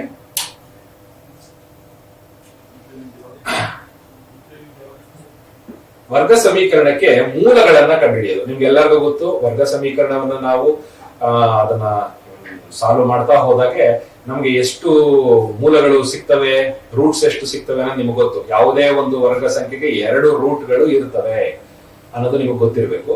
ಸೊ ಒಂದು ರೂಟ್ -5 ಇದೆ, ಹಾಗಾದ್ರೆ ಇನ್ನೊಂದು ರೂಟ್ ಎಷ್ಟು ಅಂತ ಕೇಳ್ತಾನೆ. ಹಾಗಾಗಿ ಇಲ್ಲಿ 2x - 3 x + 5 ಇದೆ. ಇವೆರಡರನ್ನ ಏನ್ ಮಾಡ್ಬೇಕಾಗಿದೆ, ಇಲ್ಲಿ ನಾವು ಗುಣಾಕಾರ ಮಾಡ್ಕೋಬೇಕಾಗಿದೆ. ಗುಣಾಕಾರ ಮಾಡ್ಕೊಂಡ ಮೇಲೆ ನಿಮಗೆ ಒಂದು ಈಕ್ವೇಶನ್ ಅಲ್ಲಿ ಸಿಗ್ತದೆ. ಈಕ್ವೇಶನ್ ಸಿಕ್ಕಿದಾಗ ಅಲ್ಲಿ ನೀವು ಎಕ್ಸ್ ನ ಬೆಲೆಯನ್ನ, ನೀವು 2 x ನ ಬೆಲೆಗಳು ಸಿಗ್ತವೆ. ಒಂದು ಎಕ್ಸ್, ಇನ್ ಪಕ್ಕದಲ್ಲಿ ಇನ್ನೊಂದು ಎಕ್ಸ್, 2 ಬೆಲೆ. ಅದ್ರಲ್ಲಿ ಒಂದು ಬೆಲೆ -5 ಅಂತ ಅವರೇ ಹೇಳ್ಬಿಟ್ಟಿದ್ದಾರೆ. ಹಾಗಾಗಿ ಇನ್ನೊಂದರ ಬೆಲೆ ಎಷ್ಟಾಗ್ಬೋದು ಅನ್ನೋದನ್ನ ನಾವು ಕಂಡುಹಿಡಿಬೇಕಾಗಿದೆ. ನೋಡೋಣ ಹೆಂಗ್ ಕಂಡುಹಿಡಿದಿದ್ದಾರೆ. ನೋಡಿ ಮಕ್ಕಳ, ಇವೆರಡನ್ನು ಗುಣಾಕಾರ ಮಾಡ್ಕೊಂಡಿದ್ದಾರೆ. ಅವ್ರು ಗುಣಾಕಾರ ಮಾಡ್ಕೊಂಡು ಈಕ್ವೇಶನ್ ಮಾಡಿಲ್ಲ, ಎರಡನ್ನೂ 0ಗೆ ಈಕ್ವೇಟ್ ಮಾಡ್ಕೊಂಡ್ಬಿಟ್ಟಿದ್ದಾರೆ. 2x - 3 = 0, x + 5 = 0. ಆಗ ಈ +5 ಈ ಕಡೆ ಕಳಿಸಿದ್ರೆ ಇದು -5 ಆಗುತ್ತೆ. ಅದೇ ರೀತಿ ಇಲ್ಲಿ 2x ಅಲ್ಲಿ ಈ -3 ಈ ಕಡೆ ಕಳಿಸಿದ್ರೆ +3 ಆಗುತ್ತೆ. ಅದಾದ್ಮೇಲೆ x ಬೇಕು ಅಂತ ಹೇಳಿದ್ರೆ ಈ 2ಅನ್ನ ನಾವು +3ರ ಕೆಳಗಡೆಗೆ ಏನ್ ಮಾಡ್ತೀವಿ, ಬರೀಬೇಕಾಗುತ್ತೆ. ಈ -3 ಈಕ್ವಲ್ಸ್ ಅನ್ನ ದಾಟಿ ಈ ಕಡೆ ಬಂದಾಗ ಅದು +3 ಆಗುತ್ತೆ. ಗಮನ ಇಟ್ಟು ನೋಡ್ಕೊಳ್ಳಿ. ನೆಕ್ಸ್ಟ್ 2x ಅಲ್ಲಿ 2ಅನ್ನ ಆಚೆಗೆ ಕಳಿಸ್ಬೇಕು ಅಂತ ಹೇಳಿದ್ರೆ ಗುಣಾಕಾರದಲ್ಲಿ ಇರ್ತಕ್ಕಂಥದ್ದು ಈಕ್ವಲ್ಸ್ ಅನ್ನ ದಾಟಿ ಆಚೆಗೆ ಹೋದ್ರೆ ಅದು ಭಾಗಾಕಾರದ ಸ್ಥಾನಕ್ಕೆ ಬರ್ತದೆ. ಗೊತ್ತಿರಬೇಕು ಅದು. ಹಾಗಾಗಿ ಬೆಲೆ 3. ಸೊ 2ನೇ 3 ಇಲ್ಲಿ, ಅಥವಾ 3/2. -3/2 ಕೊಟ್ಟಿದ್ದಾರೆ ನಿಮ್ಮನ್ನು ಕನ್ಫ್ಯೂಸ್ ಮಾಡೋದಕ್ಕೆ. ಯಾಕಂದ್ರೆ ಇಲ್ಲಿ -3 ಇರೋದನ್ನ ನೀವು -3 ತರನೇ ಆ ಕಡೆಗೆ ನೀವು RHS ಅಥವಾ ಬಲಭಾಗಕ್ಕೆ ನೀವು ಕಳಿಸ್ಬಿಟ್ರೆ ಆಗ ಅದರ ಬೆಲೆ ತಪ್ಪಾಗ್ಬಿಡುತ್ತೆ. ಅದಕ್ಕೆ ನೀವು ತಪ್ಪು ಉತ್ತರ ಬರೀತೀರಾ ಅನ್ನೋದನ್ನ ಊಹೆ ಮಾಡಿ ಅವರು -3/2 ಕೊಟ್ಟಿದ್ದಾರೆ. ಸೊ ಇದನ್ನ ನೀವು ಉತ್ತರ ಬರೀಬಾರ್ದು. ಅದು -3 ಬಲಭಾಗಕ್ಕೆ ದಾಟಿ ಹೋದಾಗ, ಈಕ್ವಲ್ಸ್ ಅನ್ನು ದಾಟಿ ಹೋದಾಗ ಅದು ತನ್ನ ಸೈನ್ ಅನ್ನ, ಅಂದ್ರೆ ತನ್ನ ಚಿಹ್ನೆಯನ್ನ ಬದಲಾಯಿಸಿಕೊಳ್ಳುತ್ತೆ. ವ್ಯವಕಲನ ಇದ್ದಿದ್ದು ಸಂಕಲನ ಆಗುತ್ತೆ, ಗುಣಾಕಾರ ಇದ್ದಿದ್ದು ಭಾಗಾಕಾರ ಆಗುತ್ತೆ, ಭಾಗಾಕಾರ ಇದ್ರೆ ಅದು ಗುಣಾಕಾರ ಆಗ್ತಿತ್ತು. ಇದು ಸರಳವಾದ ನಿಯಮ, ಇದು ಗೊತ್ತಿರಬೇಕು. ಇದನ್ನ ಚೆನ್ನಾಗಿ ಅರ್ಥ ಮಾಡ್ಕೊಳ್ಳಿ. ನೆಕ್ಸ್ಟ್ ಮುಂದಿನ ಪ್ರಶ್ನೆಗೆ ನಾವು ಹೋಗೋಣ. ಇದು ಬಹಳ ಮುಖ್ಯ. ನೇಚರ್ ಆಫ್ ದಿ ರೂಟ್ಸ್, ಸ್ವಭಾವಗಳು ಏನಿದೆ ವರ್ಗ ಸಮೀಕರಣದ ಮೂಲ ಸ್ವಭಾವ. ಮೂಲ ಸ್ವಭಾವಗಳು ಎಷ್ಟಿದೆ ವರ್ಗ ಸಮೀಕರಣದಲ್ಲಿ ಅನ್ನೋದು ಬಹಳ ಮುಖ್ಯವಾದಂತಹ ಒಂದು ಅಂಶ. ಏನು ಸ್ವಭಾವಗಳು ಏನೇನಿದಾವೆ ಅನ್ನೋದು ನಿಮ್ಮೆಲ್ಲರಿಗೂ ಗೊತ್ತು. 3 ಸ್ವಭಾವಗಳಿದಾವೆ. ಏನೇನ್ ಸ್ವಭಾವ? ಇಲ್ಲೇ ಸ್ವಭಾವಗಳ ಬಗ್ಗೆ ಇಲ್ಲೇ ಕೊಟ್ಬಿಟ್ಟಿದ್ದಾರೆ. 4 ಆಪ್ಷನ್ ಇದೆ. ಸೊ ಏನೇನಿದೆ? 2 ಸಮನಾದ ವಾಸ್ತವ ಮೂಲಗಳನ್ನು ಹೊಂದಿದೆ, ಅಂದ್ರೆ ರಿಯಲ್ ಅಂಡ್ ಈಕ್ವಲ್ ಅಂತ ಹೇಳ್ತಾರೆ. ಇನ್ನೊಂದು, 2 ಭಿನ್ನವಾದ ವಾಸ್ತವ ಹಾಗೂ ಭಾಗಲಬ್ಧ ಮೂಲಗಳನ್ನು ಹೊಂದಿದೆ. ವಾಸ್ತವ ಮತ್ತು ಭಾಗಲಬ್ಧ ಮೂಲಗಳು, ಇದು ಬಹಳ ಮುಖ್ಯ. ರಿಯಲ್, ರ್ಯಾಷನಲ್ ಅಂಡ್ ಡಿಸ್ಟಿಂಕ್ಟ್ ಅಂತ ಹೇಳ್ತಾರೆ. 2 ಭಿನ್ನವಾದ ವಾಸ್ತವ ಹಾಗೂ ಅಭಾಗಲಬ್ಧ ಮೂಲಗಳನ್ನು ಹೊಂದಿರುತ್ತದೆ. ರಿಯಲ್, ಇರ್ರಾಷನಲ್ ಅಂಡ್ ಡಿಸ್ಟಿಂಕ್ಟ್ ಅಂತ ಇದೆ. ಅಂದ್ರೆ ನೋ ರಿಯಲ್ ರೂಟ್ಸ್ ಅಂತ ಕರಿಬಹುದು ನಾವು. ನೆಕ್ಸ್ಟ್ ಇನ್ನೊಂದು ಡಿ ಕಾಂಪ್ಲೆಕ್ಸ್, ಯಾವುದೇ ವಾಸ್ತವ ಮೂಲಗಳನ್ನು ಹೊಂದಿರುವುದಿಲ್ಲ. ಅಂದ್ರೆ ನೋ ರಿಯಲ್ ರೂಟ್ಸ್, ಯಾವುದೇ ರೂಟ್ಸ್ ಗಳು ಇರೋದಿಲ್ಲ ಅನ್ನೋದ್ರ ಬಗ್ಗೆ ಇಲ್ಲಿ ಹೇಳ್ತಾರೆ. ಈಗ ನಾವು ಈ ಉತ್ತರ ಏನು ಅನ್ನೋದನ್ನ ಗಮನಿಸೋಣ. ನೋಡಿ ಮಕ್ಕಳ, ಉತ್ತರವನ್ನ ಕಂಡುಹಿಡಿದರೆ ನಾವು ಡೆಲ್ಟಾ = b² - 4ac ಅಂತ ಬರ್ದಿದ್ದೀವಿ. ಇದನ್ನ ನಾವು ಡಿಸ್ಕ್ರಿಮಿನೆಂಟ್ ಅಂತ ಕರಿತೀವಿ. Discriminant of the quadratic equation, ಯಾವುದೇ ಆ ಕ್ವಾಡ್ರಾಟಿಕ್ ಈಕ್ವೇಶನ್ ಡೆಲ್ಟಾ, ಅದನ್ನ ಯಾವ್ದನ್ನ ಮಾತ್ರ ತಗೋತೀವಿ ಅಂದ್ರೆ b² - 4ac ಅನ್ನೋದನ್ನ ಮಾತ್ರ ನಾವು ತಗೋತೀವಿ. ಈ ಡೆಲ್ಟಾ ಬೆಲೆ ಅಂದ್ರೆ b² - 4ac ಯ ಬೆಲೆ 0 ಏನಾದ್ರೂ ಆದ್ರೆ it has 2 equal and real roots ಅಂತ ಕರಿತೀವಿ. ಇದು ಏನಾದ್ರೂ 0ಗಿಂತ ಹೆಚ್ಚು ಬೆಲೆ ಬಂದ್ರೆ, 0ಗಿಂತ ಹೆಚ್ಚು ಅಂದ್ರೆ +1 2 3 4 ಈ ರೀತಿ ಸಂಖ್ಯೆಗಳೇನಾದ್ರೂ ಬಂದ್ರೆ ಆಗ ಅದಕ್ಕೆ 2 ಡಿಸ್ಟಿಂಕ್ಟ್ ರಿಯಲ್ ರೂಟ್ಸ್ ಅಂತ ಕರಿತೀವಿ. ಅವೆಲ್ಲ ರ್ಯಾಷನಲ್ ನಂಬರ್ಗಳಾಗಿರ್ತವೆ. ರಿಯಲ್, ರ್ಯಾಷನಲ್ ಅಂಡ್ ಡಿಸ್ಟಿಂಕ್ಟ್ ಅಂತ ಕರಿತೀವಿ. ಅಕಸ್ಮಾತ್ ಇದು 0ಗಿಂತ ಕಡಿಮೆ ಬಂದ್ರೆ ಇವುಗಳು ನೋ ರಿಯಲ್ ರೂಟ್ಸ್, ಯಾವುದೇ ರೂಟ್ಗಳು ಇಲ್ಲ ಅಂತ ನಾವು ಕರಿತೀವಿ. ಹಾಗಾಗಿ ಈ 3 ಅಂಶಗಳ ಬಗ್ಗೆ ನಿಮಗೆ ಗೊತ್ತಿದ್ರೆ ಅದ್ರ ಮೇಲೆ ಒಂದು ಪ್ರಶ್ನೆ ಖಡಾಖಂಡಿತವಾಗಿ ಬರ್ತದೆ. ಅದನ್ನು ನೀವು ನಿಭಾಯಿಸೋದನ್ನ ಕಲ್ತ್ಕೋಬೇಕಾಗ್ತದೆ. ಮುಂದಿನ ಪ್ರಶ್ನೆಯನ್ನು ನೋಡೋಣ ಈಗ. 13ನೇ, ಎರಡು ಕ್ರಮಾನುಗತ ಬೆಸ ಸಂಖ್ಯೆಗಳ ವರ್ಗಗಳ ಮೊತ್ತ 394. ಈ ಹೇಳಿಕೆಯನ್ನ ಗಣಿತ ಸಮೀಕರಣ ರೂಪದಲ್ಲಿ ಬರೆದಾಗ the sum of squares of two consecutive odd numbers is 394. The mathematical equation for the above statement is ಅಂತ ಹೇಳ್ತಾರೆ. ಇಲ್ಲಿ ನೋಡಿ, ಕ್ರಮಾನುಗತ ಬೆಸ ಸಂಖ್ಯೆ ಅಂದ್ರೆ ಏನು? ಒಂದು ಬೆಸ ಸಂಖ್ಯೆಯನ್ನ ನಾವು ಎಕ್ಸ್ ಅಂತ ತಗೊಂಡ್ರೆ ಮತ್ತೊಂದು ಬೆಸ ಸಂಖ್ಯೆ ಬರಬೇಕು ಅಂದ್ರೆ, ಈ ಉದಾಹರಣೆಗೆ 3 ಅನ್ನೋದು ಬೆಸ ಸಂಖ್ಯೆ ಆದ್ರೆ ಅದರ ಮುಂದಿನ ಬೆಸ ಸಂಖ್ಯೆ ಯಾವುದು ಅಂದ್ರೆ 5. ಅದು 3ಕ್ಕಿಂತ ಬೆಲೆ ಎಷ್ಟು ಜಾಸ್ತಿ ಇದೆ ಅಂದ್ರೆ 2 ಜಾಸ್ತಿ ಇದೆ. ಈಗ ನಾವು ಮೊದಲನೇ ಬೆಸ ಸಂಖ್ಯೆಯನ್ನ ಎಕ್ಸ್ ಅಂತ ತಗೊಂಡ್ರೆ ಅದರ ಮುಂದಿನ ಬೆಸ ಸಂಖ್ಯೆಯನ್ನ ಏನಂತ ತಗೋಬೇಕು? ಎಕ್ಸ್ ಪ್ಲಸ್ 2 ಅಂತ ತಗೋಬೇಕು. ಅದರ ಮುಂದಿನ ಬೆಸ ಸಂಖ್ಯೆಯನ್ನ ನಾವು ತಗೊಳ್ಳೋದಾದ್ರೆ ಈಗ 3 ಆದ್ಮೇಲೆ 5 ಆದ್ಮೇಲೆ 7 ಅಂದ್ರೆ ಎಕ್ಸ್ ಪ್ಲಸ್ 4 ಆಗುತ್ತೆ. ಸೊ ಇದನ್ನ ನಾವು ಕ್ರಮಾನುಗತ ಸಂಖ್ಯೆಗಳು ಅಂತ ಕರಿತೀವಿ. ಇದನ್ನ ನಾವು ಗಣಿತ ಸಮೀಕರಣ ರೂಪದಲ್ಲಿ ಬರೆದಾಗ ಅಂತ ಹೇಳ್ತಾರೆ. ಅವುಗಳ ಎರಡು ಕ್ರಮಾನುಗತ ಬೆಸ ಸಂಖ್ಯೆಗಳು ಮತ್ತೆ ಅವುಗಳ ವರ್ಗಗಳ ಮೊತ್ತ. ವರ್ಗ ಅಂದ್ರೆ ಸ್ಕ್ವೇರ್. ವರ್ಗ ಅಂದ್ರೆ ನಿಮ್ಗೆ ಗೊತ್ತಿದೆ. ಈಗ ಮೊದಲನೇ ಕ್ರಮಾನುಗತ ಸಂಖ್ಯೆ ಎಕ್ಸ್ ಅಂತ ತಗೊಂಡ್ರೆ ಅದರ ಮುಂದಿನ ಕ್ರಮಾನುಗತ ಸಂಖ್ಯೆ ಎಕ್ಸ್ ಪ್ಲಸ್ 1 ಆಗಿರುತ್ತೋ ಎಕ್ಸ್ ಪ್ಲಸ್ 2 ಆಗಿರುತ್ತೋ ಅಂತ ಯೋಚನೆ ಮಾಡಿದಾಗ ಅದು ಏನಾಗಿರ್ಬೇಕು? ಎಕ್ಸ್ ಪ್ಲಸ್ 2 ಆಗಿರ್ಬೇಕು ಅನ್ನೋದನ್ನ ನೀವು ಗಮನಿಸಬೇಕು. ಹಾಗಾಗಿ ಉತ್ತರ ಏನ್ ಬರೆದಿದ್ದಾರೆ ಒಂದ್ಸರಿ ನೋಡ್ಬೋಣ. ಇಲ್ಲಿ ನೋಡಿ, ಒಂದನ್ನ ಎಕ್ಸ್ ಅಂತ ತಗೊಂಡ್ರೆ ಅದರ ಮುಂದಿನ ಕ್ರಮಾನುಗತ ಸಂಖ್ಯೆ ಎಕ್ಸ್ ಪ್ಲಸ್ 2 ಆಗುತ್ತೆ. ಇದನ್ನ ನಾವು ಗಮನಿಸಬೇಕು.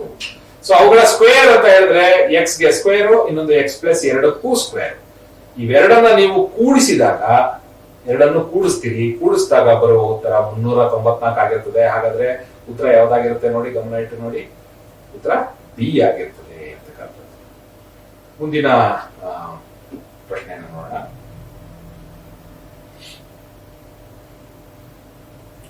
14ನೇ ಪ್ರಶ್ನೆಗೆ ನಾವಿಲ್ಲಿ ಬಂದಿದ್ದೀವಿ. 13 ಆಗಿದೆ, 14ನೇ ಪ್ರಶ್ನೆ. ಟ್ರಿಗ್ನಾಮೆಟ್ರಿಯನ್ನ ನೀವು ಚೆನ್ನಾಗಿ ಅರ್ಥ ಮಾಡ್ಕೊಂಡಿರ್ಬೇಕು. ನಾನು ಮೊದಲು ಟ್ರಿಗ್ನಾಮೆಟ್ರಿ ರೇಷಿಯೋಗಳ ಬಗ್ಗೆ ನಿಮ್ಗೆ ಒಂದೆರಡು ನಿಮಿಷ ಹೇಳಿ ಆಮೇಲೆ ನಾನು ಈ ಪ್ರಶ್ನೆಯನ್ನ ತಗೋತೀನಿ. ನೋಡಿ ಮಕ್ಕಳ, ಒಂದು ನಿಮ್ಮ ಚಿತ್ರದಲ್ಲಿ ಕಾಣಿಸ್ತಾ ಇದೆ, ಒಂದು ಟ್ರಯಾಂಗಲ್ ಅನ್ನ ಇಲ್ಲಿ ಬಂದಿದ್ದಾರೆ. ಈ ಟ್ರಯಾಂಗಲ್ ನಲ್ಲಿ ಇಲ್ಲೊಂದು ಚಿಕ್ಕ ಬಾಕ್ಸ್ ಅನ್ನ ಹಾಕಿದ್ದಾರೆ, ನೋಡ್ತಾ ಇದ್ದೀನಿ. ಇದ್ರ ಪಕ್ಕ ಇಲ್ಲೊಂದು ಆಂಗಲ್ ಅನ್ನ ಬರ್ದಿದ್ದಾರೆ. ಇದನ್ನ ನಾವು ಥೀಟಾ ಅಂತ ಕರಿತೀವಿ. ಈ ಆಂಗಲ್ 90 ಡಿಗ್ರಿ ಇರ್ತಕ್ಕಂಥದ್ದು. ಅಂದ್ರೆ ನಾವು ಈ ಟ್ರಿಗ್ನಾಮೆಟ್ರಿಯನ್ನ ಯೋಜಿಸಬೇಕಾದ್ರೆ ನಾವು ರೈಟ್ ಆಂಗಲ್ ಟ್ರಯಾಂಗಲ್ ಅಥವಾ ಲಂಬ ಕೋನ ತ್ರಿಭುಜವನ್ನ ನಾವು ಪರಿಗಣನೆಗೆ ತಗೋತೀವಿ. ಈ 90 ಡಿಗ್ರಿ ಕೋನದ ವಿರುದ್ಧ ಇರುವ ಬಾಹು ಅಥವಾ ಸೈಡ್ ಅಂತ ಏನ್ ಕರಿತೀವಿ, ಇದನ್ನ ಹೈಪಾಟಿನಿಯಸ್, ಯಾವಾಗ್ಲೂ ಹೈಪಾಟಿನಿಯಸ್. ಆಂಗಲ್ ಇಲ್ಲಿ ಉಂಟಾದ್ರೆ, ಆಂಗಲ್ ಉಂಟಾಗಿರುವ ಕೆಳಗಡೆ ಇರುವಂತಹ ಸೈಡ್ ಅನ್ನ ನಾವು ಬೇಸ್ ಅಂತ ಕರೆದ್ರೆ, ಈ ಎಲ್ಲಿ ಆಂಗಲ್ ಉಂಟಾಗಿದೆ ಅದರ ವಿರುದ್ಧದಲ್ಲಿರುವಂತಹ ಬಾಹು ಅಥವಾ ಸೈಡ್ ಅನ್ನ ನಾವು ಆಪೋಸಿಟ್ ಅಂತ ಕರಿತೀವಿ. ಅಕಸ್ಮಾತ್ ಎ ಅನ್ನುವ ಜಾಗದಲ್ಲಿ ಕೋನ ಉಂಟಾಗಿದ್ದರೆ ಅದರ ವಿರುದ್ಧ ಇರುವ ಬಿ ಸಿ ಅನ್ನ ನಾವು ಆಪೋಸಿಟ್ ಅಂತ ಕರಿತಾ ಇದ್ವು. ಮತ್ತೆ ಎ ಬಿ ಅನ್ನ ನಾವು ಅಡ್ಜಸೆಂಟ್ ಅಂತ ಕರಿತಾ ಇದ್ವು. ಸೊ ಇದು ನಮಗೆ ಗೊತ್ತಿರಬೇಕು. ಸೊ ಇದರ ಆಧಾರದ ಮೇಲೆ ನಾವು ಸೈನ್ ಥೀಟಾ ಬೆಲೆ, cos theta, tan theta, cosecant theta, secant theta ಮತ್ತು ಕಾಟ್ ಥೀಟಾ, ಈ 6 ಅಂಶಗಳ ಬಗ್ಗೆ ನಿಮಗೆ ಚೆನ್ನಾಗಿ ಗೊತ್ತಿರಬೇಕು. ಅದರ ಜೊತೆಗೆ ಈ 6 ಅಂಶಗಳ ಬೆಲೆಗಳ ಬಗ್ಗೆ ನಿಮಗೆ ಗೊತ್ತಿರಬೇಕು. Sine 0 degree, 30 degree, 45 degree, 60 degree ಮತ್ತು 90 ಡಿಗ್ರಿ, ಇವುಗಳ ಬೆಲೆ ಸೈನ್ ಅಲ್ಲಿ ಎಷ್ಟು, ಕಾಸ್ ಅಲ್ಲಿ ಎಷ್ಟು, ಟ್ಯಾನ್ ಅಲ್ಲಿ ಎಷ್ಟು, ಕೊಸಿಕೆಂಟ್ ಅಲ್ಲಿ ಎಷ್ಟು, ಸೀಕೆಂಟ್ ಅಲ್ಲಿ ಎಷ್ಟು ಮತ್ತು ಕಾಟ್ ನಲ್ಲಿ ಎಷ್ಟು ಅನ್ನೋದು ಗೊತ್ತಿರಬೇಕು. ಇವುಗಳ ಅಕಸ್ಮಾತ್ ನಿಮ್ಗೆ ಮರ್ತು ಹೋಗಿದ್ರು ಇವುಗಳನ್ನ ನಾವು ಹೇಗೆ ಪರೀಕ್ಷೆಯಲ್ಲಿ ಕೇವಲ 2 ನಿಮಿಷದಲ್ಲಿ ಬರ್ಕೋಬಹುದು ಅನ್ನೋದು ನಿಮಗೆ ನಿಮ್ಮ ತರಗತಿನಲ್ಲಿ ಶಿಕ್ಷಕರು ಹೇಳ್ಕೊಟ್ಟಿರ್ತಾರೆ.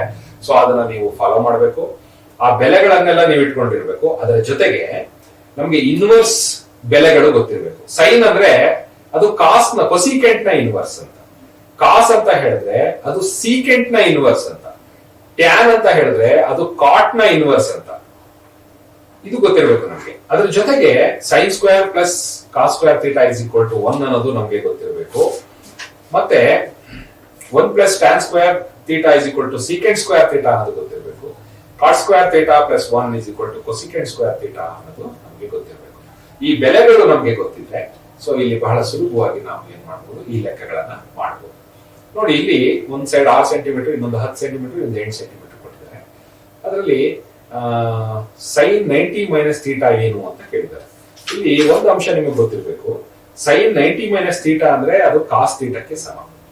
ಅದೇ ರೀತಿ ಟ್ಯಾನ್ 90 ಮೈನಸ್ ಥೀಟಾ ಅಂತ ಏನಾದ್ರು ಇದ್ರೆ ಅದು ಕಾಟ್ ಥೀಟಾಕ್ಕೆ ಸಮ. ಸೀಕೆಂಟ್ 90 ಮೈನಸ್ ಥೀಟಾ ಅಂತ ಏನಾದ್ರು ಇದ್ರೆ ಅದು ಕೊಸಿಕೆಂಟ್ ಥೀಟಾಕ್ಕೆ ಸಮ. ಅದೇ ರೀತಿ ಇದರ ಉಲ್ಟನೂ ಉಂಟು. ಕಾಸ್ 90 ಮೈನಸ್ ಥೀಟಾ ಅಂತ ಏನಾದ್ರು ಇದ್ರೆ ಅದು ಸೈನ್ ಥೀಟಾಗೆ ಸಮ ಆಗಿರ್ತದೆ. ಕಾಟ್ 90 ಮೈನಸ್ ಥೀಟಾ ಅಂತ ಏನಾದ್ರು ಆಗಿದ್ರೆ ಅದು ಟ್ಯಾನ್ ಥೀಟಾಗೆ ಸಮ ಆಗಿರ್ತದೆ. ಅದೇ ರೀತಿ ಕೊಸಿಕೆಂಟ್ 90 ಮೈನಸ್ ಥೀಟಾ ಅಂತ ಹೇಳಿದ್ರೆ ಅದು ಸೀಕೆಂಟ್ ಥೀಟಾಗೆ ಸಮ ಆಗಿರ್ತದೆ. ಸೊ ಈ 6 ಅಂಶಗಳು ನಿಮಗೆ ಗೊತ್ತಿದ್ರೆ ಈ ಲೆಕ್ಕಗಳು ಬಹಳ ಸುಲಭವಾಗಿ ನಾವು ಸಾಲ್ವ್ ಮಾಡಬಹುದು. ಈಗ ನೋಡೋಣ ಉತ್ತರ ಹೆಂಗ್ ಸಾಲ್ವ್ ಮಾಡಿದ್ದಾರೆ ಅಂತ. ಇಲ್ಲಿ ನೋಡಿ, ಸೈನ್ 90 ಮೈನಸ್ ಥೀಟಾನ ಇಲ್ಲಿ ಬೆಲೆ ತಗೊಂಡಿದ್ದಾರೆ. ಅದರ ಬೆಲೆ ಕಾಸ್ ಥೀಟಾಗೆ ಸಮ ಅಂತ ಈಗ ತಾನೇ ಹೇಳಿದೆ. ಕಾಸ್ ಥೀಟಾ ಅಂದ್ರೆ ಅರ್ಥ ಏನು? Adjacent side by hypotenuse.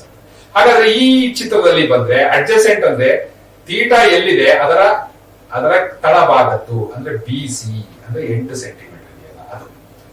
Hypotenuse ಯಾವಾಗ್ಲೂ ಗೊತ್ತಿರಲಿ ನಿಮ್ಗೆ, ಈ 90 ಡಿಗ್ರಿ ಎಲ್ಲಿ ಉಂಟಾಗಿದೆ ಅದರ ವಿರುದ್ಧವಾಗಿರುವಂತಹ ಬಾಹು, 90 ಡಿಗ್ರಿ ಉಂಟಾಗಿರುವ ಕೋನದ ವಿರುದ್ಧ ಬಾಹು ಅಂದ್ರೆ ಆಪೋಸಿಟ್ ಸೈಡ್ ಅಂತ ಏನಿದೆ, ಈ ಆಂಗಲ್ ನ ಆಪೋಸಿಟ್ ಸೈಡ್, ಆ AC ಅಂತಕ್ಕಂಥದ್ದು 10 ಸೆಂಟಿಮೀಟರ್ ಏನಿದೆ ಅದನ್ನ ಹೈಪಾಟಿನಸ್ ಅಂತ ಕರಿತೀವಿ. ಸೊ ಕಾಸ್ ಥೀಟಾಗೆ 8/10 ಅಂತ ಬರ್ಕೊಂಡ್ವಿ ನಾವೀಗ. ಹಾಗಾಗಿ ಸೈನ್ 90 ಮೈನಸ್ ಥೀಟಾದ ಬೆಲೆ 8/10 ಆಗಿರ್ಲೇಬೇಕು. ಸೊ ಉತ್ತರ ಏನಾಗಿದೆ ಇಲ್ಲಿ? ಡಿ ಉತ್ತರ ಆಗಿದೆ.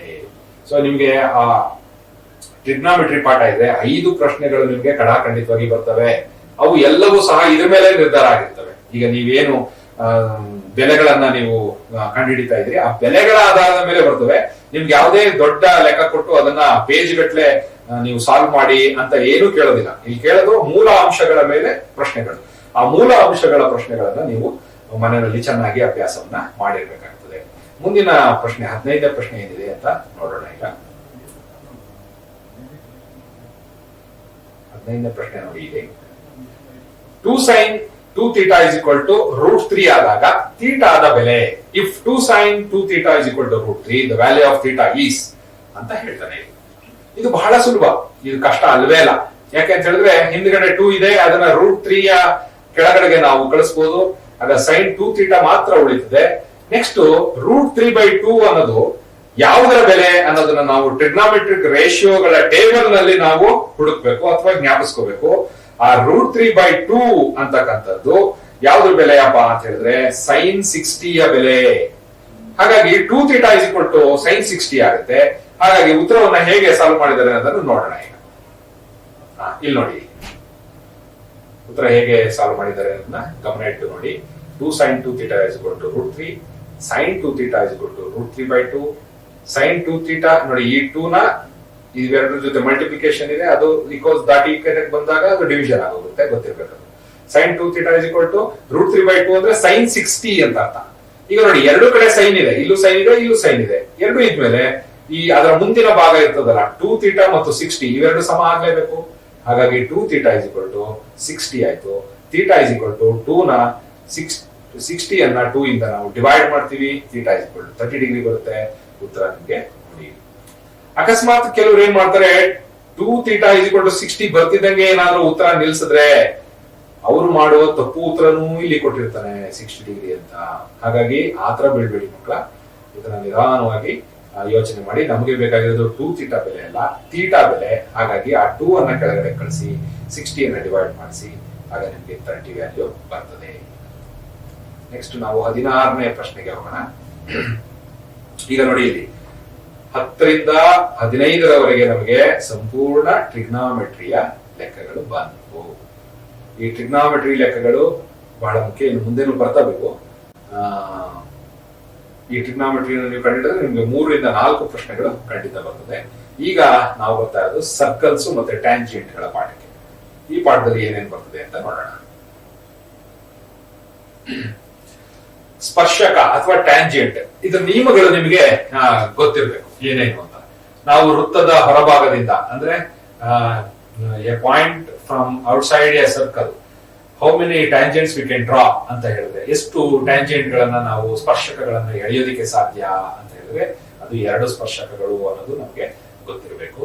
ಮತ್ತೆ ಸ್ಪರ್ಶಕದಿಂದ ವೃತ್ತದ ಕೇಂದ್ರಕ್ಕೆ ಇರುವಂತಹ ಒಂದು ಲಂಬವನ್ನು ನಾವು ಹೇಳಿದ್ರೆ ಅದು ಯಾವಾಗಲೂ 90 ಡಿಗ್ರಿ ಆಗಿರ್ತದೆ ಅನ್ನೋದು ನಮಗೆ ಗೊತ್ತಿರಬೇಕಾಗಿರ್ತದೆ. ಸೊ ಇವೆರಡು ಅಂಶಗಳನ್ನ ನಾವು ಚೆನ್ನಾಗಿ ಗಮನದಲ್ಲಿ ಇಟ್ಕೊಂಡ್ರೆ ಇನ್ನು ಕೊಟ್ಟಿರುವ ಯಾವ ಲೆಕ್ಕ ಬೇಕಾದ್ರೂ ಅದ್ರಲ್ಲಿ ಬರ್ತಕ್ಕಂಥದ್ದನ್ನ ನಾವು ಸರಳವಾಗಿ ಮಾಡೋದಕ್ಕೆ ಸಾಧ್ಯ ಆಗ್ತದೆ. ಇಲ್ಲಿ ನೋಡಿ, ಓ ಕೇಂದ್ರವುಳ್ಳ ವೃತ್ತದಲ್ಲಿ in a circle with center O, AC ವೃತ್ತ ಸ್ಪರ್ಶಕ, ಎಸಿ ನೋಡಿ ಎಸಿ ಇದೆಯಲ್ಲ ಇದು ಟ್ಯಾಂಜೆಂಟ್ ಸ್ಪರ್ಶಕ, ಸ್ಪರ್ಶ ಬಿಂದು ಏನಾಯ್ತು ಸ್ಪರ್ಶ ಬಿಂದು, ಓ ಸಿ 4 ಸೆಂಟಿಮೀಟರ್, ಓ ಮತ್ತೆ ಸಿ ಇದೆಯಲ್ಲ ಇದು 4 ಸೆಂಟಿಮೀಟರ್ ಇದೆ, ಆಂಗಲ್ ಎ ಸಿ ಓ 30, ಕೋನ 30 ಡಿಗ್ರಿ ಇರೋದನ್ನ ಇಲ್ಲಿ ಗಮನಿಸ್ತಿದ್ದೀವಿ. ಹಾಗಾಗಿ ವೃತ್ತದ ತ್ರಿಜ್ಯದ ಉದ್ದವನ್ನ ಇಲ್ಲಿ ಪತ್ತೆ ಹಚ್ಚಿ ಅಂತ ಹೇಳ್ತೀವಿ. ಕಮ್ಮಿ ಮಾಡ್ತೀವಿ, ಆಫ್ ಮಾಡಿ. AC is equal to 30.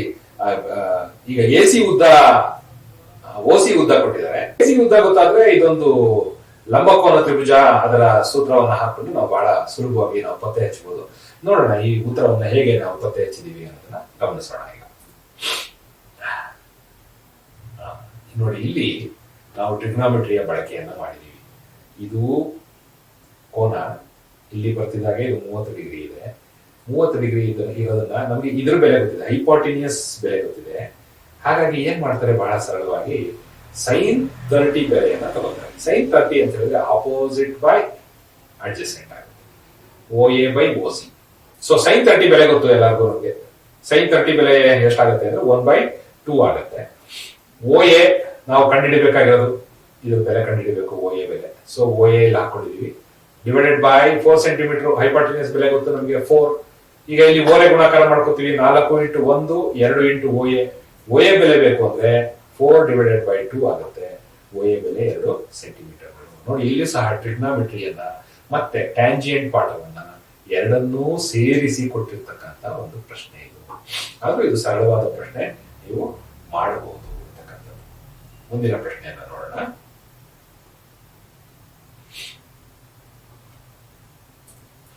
ಪ್ರಶ್ನೆ 17ನೇ ಪ್ರಶ್ನೆ ನೋಡಿ. Sine theta is equal to x by y ಆದ್ರೆ ಆಗ ಕಾಸ್ ಥೀಟಾದ ಬೆಲೆ ಏನಾಗ್ತದೆ ಅಂತ ಹೇಳ್ತಾರೆ. ಸೈನ್ ಥೀಟಾ ಮತ್ತೆ cos theta. Sine theta is equal to 1 cos theta. ಇದು ಗೊತ್ತಿಲ್ಲ ನಿಮಗೆ. ಸೈನ್ ಮತ್ತೆ ಕಾಸ್ಗಳು ಪರಸ್ಪರ ಇನ್ವರ್ಸ್ ಆಗಿರ್ತವೆ. ಇನ್ವರ್ಸ್ ಅಂತ ಹೇಳಿದ್ರೆ ಅವು ಒಂದನ್ನೊಂದು ಹಾಗೆ ಇನ್ವರ್ಸ್ ಆಗಿ ಅದರ ಬೆಲೆಯನ್ನು ನಾವು ನೋಡೋದಕ್ಕೆ ಸಾಧ್ಯ ಆಗುತ್ತೆ. ಈಗ ನೋಡೋಣ ಏನ ಉತ್ತರವನ್ನು ಹೇಗೆ ಪತ್ತೆ ಮಾಡ್ತಾರೆ. ಇಲ್ಲಿದೆ ಒಂದು ಲಂಬಕೋನ ತ್ರಿಭುಜ ಅಂದ್ರೆ ರೈಟ್ ಆಂಗಲ್ ಟ್ರಯಾಂಗಲ್ ಅನ್ನ ಬರ್ಕೊಂಡಿದೀವಿ. ಒಂದ್ ಜಾಗದಲ್ಲಿ ಅದಕ್ಕೆ ಎಕ್ಸ್, ಇನ್ನೊಂದು ಜಾಗಕ್ಕೆ ವೈ ಕೊಟ್ಟಿದೀವಿ. ಇಲ್ಲಿ ಥೀಟಾನ ಬೆಲೆಯನ್ನ ಕೊಟ್ಟಿದೀವಿ. ಇದಕ್ಕೆ ಇದರ ಸೂತ್ರ ಗೊತ್ತು ನಿಮ್ಗೆ. ಲಂಬಕೋನ ತ್ರಿಭುಜದಲ್ಲಿ ನಾವು hypotenuse square is equal to sum of the squares of other 2 sides ಅನ್ನೋದು ನಿಮ್ಮೆಲ್ಲರಿಗೂ ಗೊತ್ತು. ವಿಕರ್ಣದ ಬಾಹುವಿನ ವರ್ಗ ಉಳಿದೆರಡು ಬಾಹುಗಳ ವರ್ಗಗಳ ಮೊತ್ತಕ್ಕೆ ಏನಾಗಿರುತ್ತೆ, ಸಮನಾಗಿರ್ತದೆ ಅಂತ ಕನ್ನಡದಲ್ಲೂ ಹೇಳ್ತಾರೆ. So y square is equal to x square plus B C square. ಈ y square minus x square is equal to B C square, ಅಥವಾ B C is equal to root y square minus x square ಆಯ್ತು. ಈಗ cos theta ಅಂದ್ರೆ ಏನಪ್ಪಾ ಅಂದ್ರೆ adjacent by ಹೈಪಾಟಿನಿಯಸ್ ಅಂತ. Adjacent ಅಂದ್ರೆ B C, so ಹೈಪಾಟಿನಿಯಸ್ ಅಂದ್ರೆ ಎ ಸಿ. ಈಗ ಬಿ ಸಿ ಬೆಲೆ ಗೊತ್ತಾಯ್ತು, ಹಾಗೆ ರೀತಿ ಎ ಸಿ ಬೆಲೆ ವೈ ಅಂತ ಗೊತ್ತಾಗಿದೆ. So root y square minus root y square minus x square divided by y ಅಂತಕ್ಕಂಥ ಬೆಲೆಯನ್ನ ನಾವು ನೋಡ್ತಿದ್ವಿ. ಅದರ ಬೆಲೆ ಇಲ್ಲಿ ಡಿ ಉತ್ತರದಲ್ಲಿ ನಾವು ನೋಡ್ತಾ ಇದ್ದೀವಿ. ಗಮನ ಇಟ್ಟು ನೋಡಿ ಮಕ್ಕಳ. ಮುಂದಿನ ಪ್ರಶ್ನೆ ಹೋಗೋಣ. ಈಗ ಪ್ರಶ್ನೆ 18. Sine A plus sine square A is equal to 1 ಆದಾಗ cos square A plus cos to the power 4a ಬೆಲೆ. If sin a plus sin square a is equal to 1, then the value of cos square plus cos to the power 4a is ಅಂತ ಹೇಳ್ತಾರೆ. ಈಗ ಇಲ್ಲಿ ಇದನ್ನ ಹೇಗೆ solve ಮಾಡಿದ್ದಾರೆ ನಾವು ನೋಡೋಣ. ನಮ್ಗೆ ಒಂದು ಗೊತ್ತು, sin a plus sin square a is equal to 1 ಅಂತಕ್ಕಂಥದ್ದು. sin a is equal to 1 minus sin square a. sin a is equal to 1 minus sin square a ಅಂದ್ರೆ cos square a. ಅದು ಎಲ್ಲರಿಗೂ ಗೊತ್ತಿರ್ತಕ್ಕಂಥದ್ದು. cos square a plus cos to the power 4a ಏನಾಗುತ್ತೆ ಅಂತ ನೋಡೋಣ. ಈಗ cos square a plus cos square a cos to the power 4a ನ cos square a into cos square a ಅಂತ ಬರ್ಕೋತಾರೆ. So ಈಗ ಎರಡರಲ್ಲೂ cos square a ಅನ್ನ ನಾವು ಕಾಮನ್ ಫ್ಯಾಕ್ಟರ್ ತಗೊಂಡ್ರೆ ಒಂದು ಅಥವಾ ತಗೊಂಡಾಗ ಇಲ್ಲಿ ಏನಾಗುತ್ತೆ ಅಂತ ಹೇಳಿದ್ರೆ 1+cos²a ಉಳಿಯುತ್ತೆ. ಸೊ ಅದನ್ನ ನಾವು ಸೈನ್ಯ ರೀತಿ ಬರ್ಕೊಂಡಿದ್ದಾರೆ ಅವರು. ಯಾಕೆಂತ ಹೇಳಿದ್ರೆ ಇಲ್ಲಿ ನೋಡಿ, ಇಲ್ಲಿ cos²a ಅಂದ್ರೆ sin a ಅಂತ ಇಲ್ಲಿ ಈಕ್ವೇಶನ್ 1 ನಲ್ಲಿ ಬರ್ಕೊಂಡ್ಬಿಟ್ಟಿದ್ದಾರೆ. ಹಾಗಾಗಿ cos²a ಎರಡು ಜಾಗಕ್ಕೆ ಸೈನ್ಯ ಅನ್ನೋದನ್ನ ಹಾಕೊಂಡಿದ್ದಾರೆ. So sin a into sin a ಅಂದ್ರೆ sin² ಆಯ್ತು. cos²a + sin²a = 1 ಅನ್ನೋದು ನಮ್ಗೆ ಗೊತ್ತಾಯ್ತು. ಹಾಗಾಗಿ ಬೆಲೆ ಏನಾಗುತ್ತೆ, 1 ಆಗುತ್ತೆ. ನೋಡಿ, ಗಮನ ಇಟ್ಟು ನೋಡಿ, ಲೆಕ್ಕ ಇನ್ನೊಂದ್ಸರಿ ಅವರೇ ಕೊಟ್ಟಿದ್ದಾರೆ. sin a + sin²a = 1 ಆದ್ರೆ cos²a + cos⁴a ಬೆಲೆ ಎಷ್ಟು ಅಂತ ಅದನ್ನೇ ಬರ್ಕೊಂಡಿದೀವಿ ಇಲ್ಲಿ. ಬರೀ sin a ಅಂದ್ರೆ ಇದರ ಅರ್ಥದಲ್ಲಿ ಏನು ಅಂತ ಬರ್ಕೊಂಡಿದೀವಿ. sin a = cos²a ಆಗೋಯ್ತು ಇದರ ಅರ್ಥದಲ್ಲಿ. ಹಾಗಾಗಿ cos²a + sin²a ಬೆಲೆನೂ ಸಹ ಒಂದಿದೆ ಅನ್ನೋದು ನಮಗೆ ಅರ್ಥ ಆಗುತ್ತೆ. ನೋಡಿ ಮಕ್ಕಳ, ಇಲ್ಲಿ ಒಟ್ಟು 5-6 ಪ್ರಶ್ನೆಗಳು ನಾವು ಟ್ರಿಗ್ನಾಮೆಟ್ರಿಯಲ್ಲಿ ನೋಡ್ತಾ ಇದ್ದೀವಿ. ಟ್ರಿಗ್ನಾಮೆಟ್ರಿ ಅನ್ನೋದು ಬಹಳ ಮುಖ್ಯವಾದಂತ ಪಾಠ ಅನ್ನೋದು ನಮ್ಗೆ ಇದರಿಂದ ಅರ್ಥ ಆಗ್ತದೆ. ಇಲ್ಲಿ ಆಲ್ರೆಡಿ 18 ಪ್ರಶ್ನೆಗಳು ಮುಗಿದೋಯ್ತು. ನೀವು ಅಷ್ಟನ್ನ ಸರಿಯಾಗಿ ಗಮನ ಇಟ್ಟು ನೋಡ್ಕೊಂಡ್ರೆ 18 ಪ್ರಶ್ನೆಗಳು 18 ಅಂಕಗಳು ನಿಮ್ ಜೋಬ್ಗೆ ಬಿದ್ದ ಹಾಗೆ. ಈಗ ನೋಡೋಣ ನಾವು ಗ್ರಾಫ್ ನಲ್ಲಿ ಹೇಗೆ ಬರ್ತದೆ. ಇಲ್ಲಿ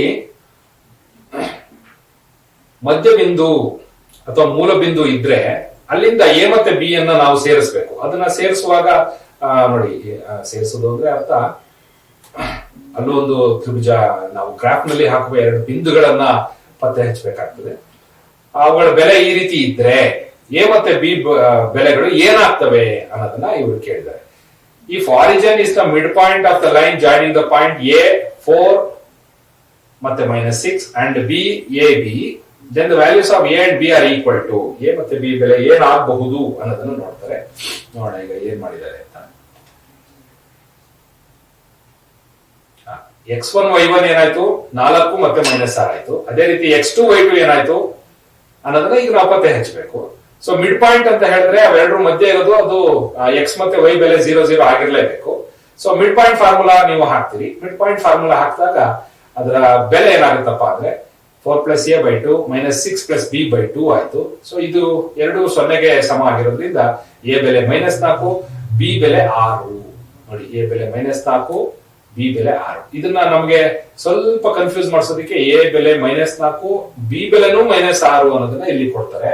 ಸೊ ಇಷ್ಟು ಕನ್ಫ್ಯೂಸ್ ಮಾಡಿಸುವಂತ ಪ್ರಶ್ನೆಗಳಾಗ್ತದೆ. ಹಾಗಾಗಿ ಮಿಡ್ ಪಾಯಿಂಟ್ ಅಂತಿದ್ದಂಗೆ ನಾವು 0 ಬೆಲೆ 0ಗೆ ಅವುಗಳನ್ನ ಸಮ ಮಾಡಿಕೊಂಡು ಅವುಗಳ ಬೆಲೆಯನ್ನ ಕಂಡುಹಿಡಿಯಬೇಕು. ಬಹಳ ಎಚ್ಚರಿಕೆಯಿಂದ ಇದು ಮಾಡಬೇಕು.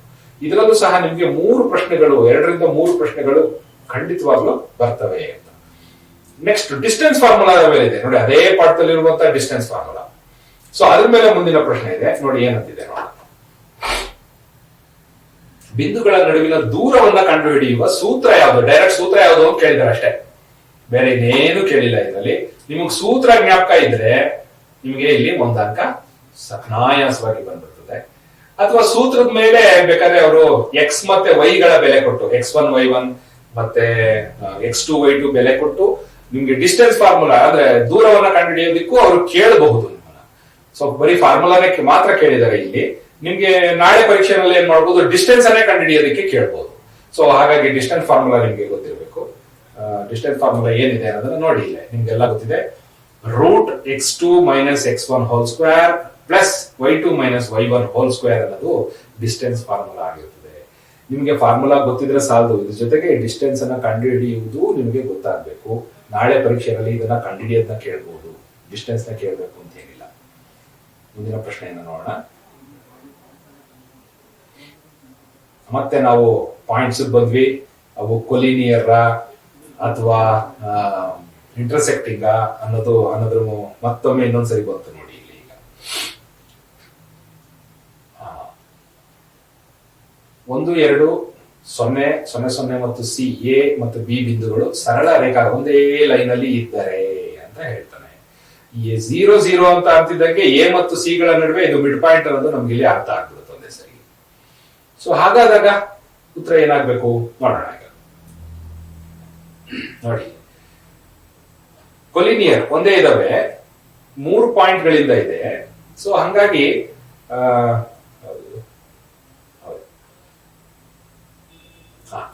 ಇದಕ್ಕೆ ಸೂತ್ರ ನಿಮ್ಗೆ ಗೊತ್ತು x1 y2 minus y3 plus x2 y3 minus y1 plus x3 y1 minus y2.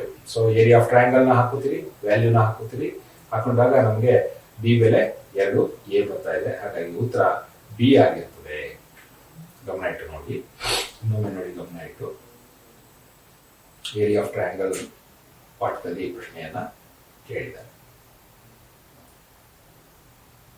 ಮುಂದಿನ ಪ್ರಶ್ನೆ ಹೋಗೋಣ. ಇಲ್ಲೊಂದು ನಕ್ಷೆ ಕೊಟ್ಟಿದ್ದಾರೆ. ಆ ನಕ್ಷೆನಲ್ಲಿ ಈ ಲೆಂತ್ ಅನ್ನ ಫೈಂಡ್ ಔಟ್ ಮಾಡಬೇಕು. ಎಕ್ಸ್ ಇಂದ ವೈಗೆ ಇರುವ ದೂರವನ್ನು ನಾವೀಗ ಪತ್ತೆ ಹಚ್ಚಬೇಕಾಗಿದೆ. ನೋಡಿ, ಎಕ್ಸ್ ಇಂದ ವೈಗೆ ಇರುವಂತಹ ದೂರ. ಸೊ ಅಲ್ಲಿ ಸೆಂಟಿಮೀಟರ್ ಕೊಟ್ಟಿಲ್ಲ, ಹಾಗಾಗಿ ಯೂನಿಟ್ಸ್ ಅಲ್ಲಿ ಕೊಟ್ಟಿದ್ದಾರೆ, ಅಥವಾ ಮಾನ ಅಂತ ಹೇಳ್ತಾರೆ. ಮಾನ ಅಂದ್ರೆ ಅಳತೆ ಅಂತ ಅಷ್ಟೇ. ಅದು ಸೆಂಟಿಮೀಟರ್, ಕಿಲೋಮೀಟರ್ ಏನ್ ಬೇಕಾದ್ರೂ ಆಗಿರ್ಬೋದು. ಸೊ ಈ ಅಳತೆ ಕಂಡುಹಿಡಿಯೋದು ಏನು ಅಂತ ಗೊತ್ತು ನಿಮ್ಗೆ. ಇವೆರಡರ ನಡುವೆ ದೂರವನ್ನ ಕಂಡುಹಿಡಿಯೋದು. ಮತ್ತೆ ಯಾವ ಫಾರ್ಮುಲಾ ಬರುತ್ತೆ ನೋಡೋಣ. ಈಗ ಇದು ಯಾವ ಫಾರ್ಮುಲಾ? ಈಗ ತಾನೇ ಈ ಫಾರ್ಮುಲಾ ಬಗ್ಗೆ ಇಲ್ಲಿ ಹಿಂದಿನ ಲೆಕ್ಕದಲ್ಲಿ ಇಲ್ಲಿ ಮಾತಾಡಿದ್ವಿ. ಇಲ್ಲಿ ನೋಡಿ, ಇಲ್ಲಿ ಮಾತಾಡಿದ್ವಿ. ಡಿ ಅಂದ್ರೆ ಡಿಸ್ಟೆನ್ಸ್ ಫಾರ್ಮುಲಾ, ದೂರವನ್ನ ಕಂಡುಹಿಡಿಯುವ ಸೂತ್ರ. ಆ ಸೂತ್ರ ಹಾಕಿದ್ವಿ, ಲೆಕ್ಕ ಬಂದೇ ಬಿಡ್ತು. ನೋಡಿ, ಇದೊಂದು ಬಹಳ ಅದೃಷ್ಟದ ಕ್ವಶನ್ ಪೇಪರ್ ಈ ತರ ಕೊಟ್ಬಿಟ್ರು ನಿಮ್ಗೆ. ಇಲ್ಲಿ ನೀವು ಸೂತ್ರ ಏನು ಅಂತ ಪತ್ತೆ ಹಚ್ಚಿದ್ರಿ, ಇದೇ ಸೂತ್ರವನ್ನ ಬಳಸ್ಕೊಂಡು ಇಲ್ಲಿ ನೀವು ಲೆಕ್ಕವನ್ನು ಸಹ ಮಾಡಿದ್ರಿ.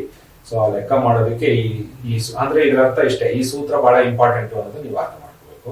ನಾಳಿನ ಪರೀಕ್ಷೆನಲ್ಲೂ ಡಿಸ್ಟೆನ್ಸ್ ಫಾರ್ಮುಲಾ ಆದ್ಮೇಲೆ ಒಂದು ಪ್ರಶ್ನೆ ಗ್ಯಾರಂಟಿ 100% ಬರ್ತದೆ, ಮರಿಬೇಡಿ. ಮುಂದಿನ ಪ್ರಶ್ನೆ ನೋಡೋಣ. ಆವರೇಜ್ ಅಂದ್ರೆ ಏನು ಅಂತ ನಿಮಗೆ ಗೊತ್ತಿರಬೇಕು. ಆವರೇಜ್ ಅಂದ್ರೆ ಏನು? ಅಲ್ಲಿ ಎಷ್ಟು ಸಂಖ್ಯೆಗಳನ್ನ ಕೊಟ್ಟಿದ್ದಾನೆ, ಆ ಸಂಖ್ಯೆಗಳನ್ನೆಲ್ಲ ಕೂಡಿಸ್ಬೇಕು.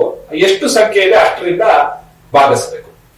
ಸೊ ಕೊಟ್ಟಿರುವ ಸಂಖ್ಯೆಗಳನ್ನೆಲ್ಲಾನು ಆಡ್ ಮಾಡ್ಬೇಕು. ಆ ಸಂಖ್ಯೆಗಳು 5 ಸಂಖ್ಯೆಗಳು ಕೊಟ್ಟಿದ್ರೆ 5 ಸಂಖ್ಯೆಗಳನ್ನು ಆಡ್ ಮಾಡ್ಬೇಕು, 5ರಿಂದ ಡಿವೈಡ್ ಮಾಡ್ಬೇಕು. 6 ಕೊಟ್ಟಿದ್ರೆ 6 ಸಂಖ್ಯೆಗಳನ್ನು ಕೂಡಬೇಕು, 6ರಿಂದ ಡಿವೈಡ್ ಮಾಡ್ಬೇಕು. 10 ಸಂಖ್ಯೆಗಳು ಕೊಟ್ಟಿದ್ರೆ 10 ಸಂಖ್ಯೆಗಳನ್ನು ಕೂಡಬೇಕು, 10ರಿಂದ ಡಿವೈಡ್ ಮಾಡ್ಬೇಕು. ಸೊ ಇದನ್ನ ನಾವು ಸರಾಸರಿ ಅಂತ ಕರಿತೀವಿ. ಇಲ್ಲಿ ಸರಾಸರಿಯ ಬಹಳ ಬಹಳ ಸರಳವಾದ ಲೆಕ್ಕ ಕೊಟ್ಟಿದ್ದಾರೆ. 23ನೇ ಲೆಕ್ಕ. ದಯಮಾಡಿ ಗಮನ ಇಟ್ಟು ನೋಡಿ ಪ್ರತಿಯೊಬ್ರು. 23ನೇ ಲೆಕ್ಕ ಕನ್ನಡ ಮತ್ತು ಇಂಗ್ಲಿಷ್ ಎರಡರಲ್ಲೂ ಇದೆ. ಎರಡು ಮೀಡಿಯಂನವರು ನೀವು ಗಮನಿಸ್ಬೇಕು ಇದನ್ನ. ಬಹಳ ಸರಳವಾದಂತ ಪ್ರಶ್ನೆ ಇದು.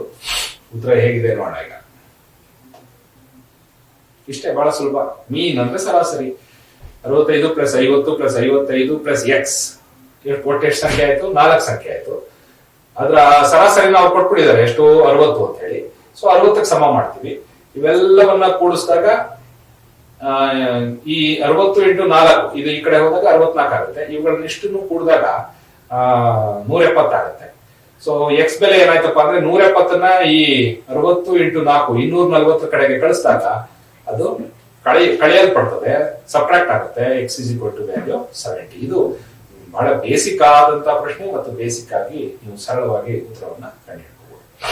ನೀವು ಸ್ಟ್ಯಾಟಿಸ್ಟಿಕ್ಸ್ ಪಾಠ, ಸಂಖ್ಯಾಶಾಸ್ತ್ರದ ಪಾಠಕ್ಕೆ ನೀವು ಹೋದ್ರೆ ಅದರಲ್ಲಿ ಇಂತ ಮೀನ್ ಅಂದ್ರೆ ಏನು, ಅದಾದ್ಮೇಲೆ ಅವುಗಳ ರಿಲೇಷನ್, ಮೀನ್, ಮೋಡ್, ಮೀಡಿಯನ್ ಗಳ ನಡುವಿನ ರಿಲೇಷನ್, ಸಂಬಂಧ ಏನು, ಸೊ ಇವುಗಳ ಬಗ್ಗೆ ಒಂದು ಪ್ರಶ್ನೆ ಇರ್ತದೆ. ಆಮೇಲೆ ಇದು ಏನು ಕ್ಲಾಸ್ ಬಗ್ಗೆ ಒಂದು ಪ್ರಶ್ನೆ ಇರ್ತದೆ. ಸೊ ಈ ತರದ್ದು ಪ್ರಶ್ನೆಗಳನ್ನ ನೀವು ಇನ್ನೊಂದ್ಸರಿ ಗಮನ ಇಟ್ಟು ನೋಡಿ. ನಿಮ್ಗೆ ಯಾವುದೇ ಲೆಕ್ಕನ ಬಿಡಿಸೋದಕ್ಕೆ ಹೇಳೋದಿಲ್ಲ ಅವರು. ಅದರಲ್ಲಿರ್ತಕ್ಕಂಥ ಮೂಲ ಅಂಶಗಳ ಬಗ್ಗೆ ನಿಮ್ಗೆ ಲೆಕ್ಕವನ್ನ ಬಿಡಿಸೋದಕ್ಕೆ ಹೇಳ್ತಾರೆ. ಸೊ ಮುಂದಿನ ಪ್ರಶ್ನೆಯನ್ನು ನೋಡೋಣ. 24ನೇ ಪ್ರಶ್ನೆ ಹೇಗಿದೆ ಅಂತ. ಕೇಂದ್ರೀಯ ಪ್ರವೃತ್ತಿ ಮಾನಗಳು, ಅದರಲ್ಲಿ 3 ಅಳತೆಗಳನ್ನ ನಾವು ಸಾಮಾನ್ಯವಾಗಿ ಪತ್ತೆ ಹಚ್ತೀವಿ. ಬಹುಲಕ, ಸರಾಸರಿ ಮತ್ತು ಮಧ್ಯಾಂಕ ಅಂತಕ್ಕಂಥದ್ದು. ಅವುಗಳ ನಡುವಿನ ಪ್ರಾಯೋಗಿಕ ಸಂಬಂಧ ಹೇಗಿರ್ತದೆ ಅದು ನಿಮ್ಗೆ ಪಾಠದಲ್ಲಿ ಇದೆ. The empirical relation between the 3 central tendencies is, ಇವುಗಳು ಏನಾಗುತ್ತೆ ಅಂತ ನೋಡೋಣ. ಏನಾಗುತ್ತೆ ಉತ್ತರ ಅಂತ. 3 median = ಮೋಡ್ + 2 ಮೀನ್. ನೀವು ಇದೊಂದನ್ನ ಹಿಡ್ಕೊಂಡು ಇನ್ನು 3 ಫಾರ್ಮುಲಾನ ನೀವು ತಯಾರು ಮಾಡಬಹುದು. ಮೋಡ್ ಅಂದ್ರೆ ಅರ್ಥ ಏನು ಅಂತ ಹೇಳಿದ್ರೆ 3 median - 2 ಮೀನ್ ಆಗುತ್ತೆ ಜ್ಞಾಪಕ ಇದು. ಅಥವಾ 2 ಮೀನ್ ಎಷ್ಟಾಗುತ್ತೆ ಅಂತ ಹೇಳಿದ್ರೆ 3 median - ಮೋಡ್ ಆಗುತ್ತೆ. ಸೊ ಇಲ್ಲಿ ಕೊಟ್ಟಿರ್ತಕ್ಕಂತ ಫಾರ್ಮುಲಾನೇ ನೀವು ಹಿಂದೆ ಮುಂದೆ ಮಾಡಿದ್ರೆ ನಿಮಗೆ ಮೋಡ್ಗೆ ಬೆಲೆ, ಮೀನ್ಗೆ ಬೆಲೆ ಮತ್ತೆ ಮೀಡಿಯನ್ 3 ಬೆಲೆಗಳನ್ನ ನೀವು ಪತ್ತೆ ಹಚ್ಚೋದಕ್ಕೆ ಸಾಧ್ಯ ಆಗುತ್ತೆ. ಇದನ್ನ ಗಮನದಲ್ಲಿ ಇಟ್ಕೋಬೇಕು. ಮುಂದಿನ ಪ್ರಶ್ನೆ 25ನೇ ಪ್ರಶ್ನೆ ನೋಡೋಣ ಈಗ.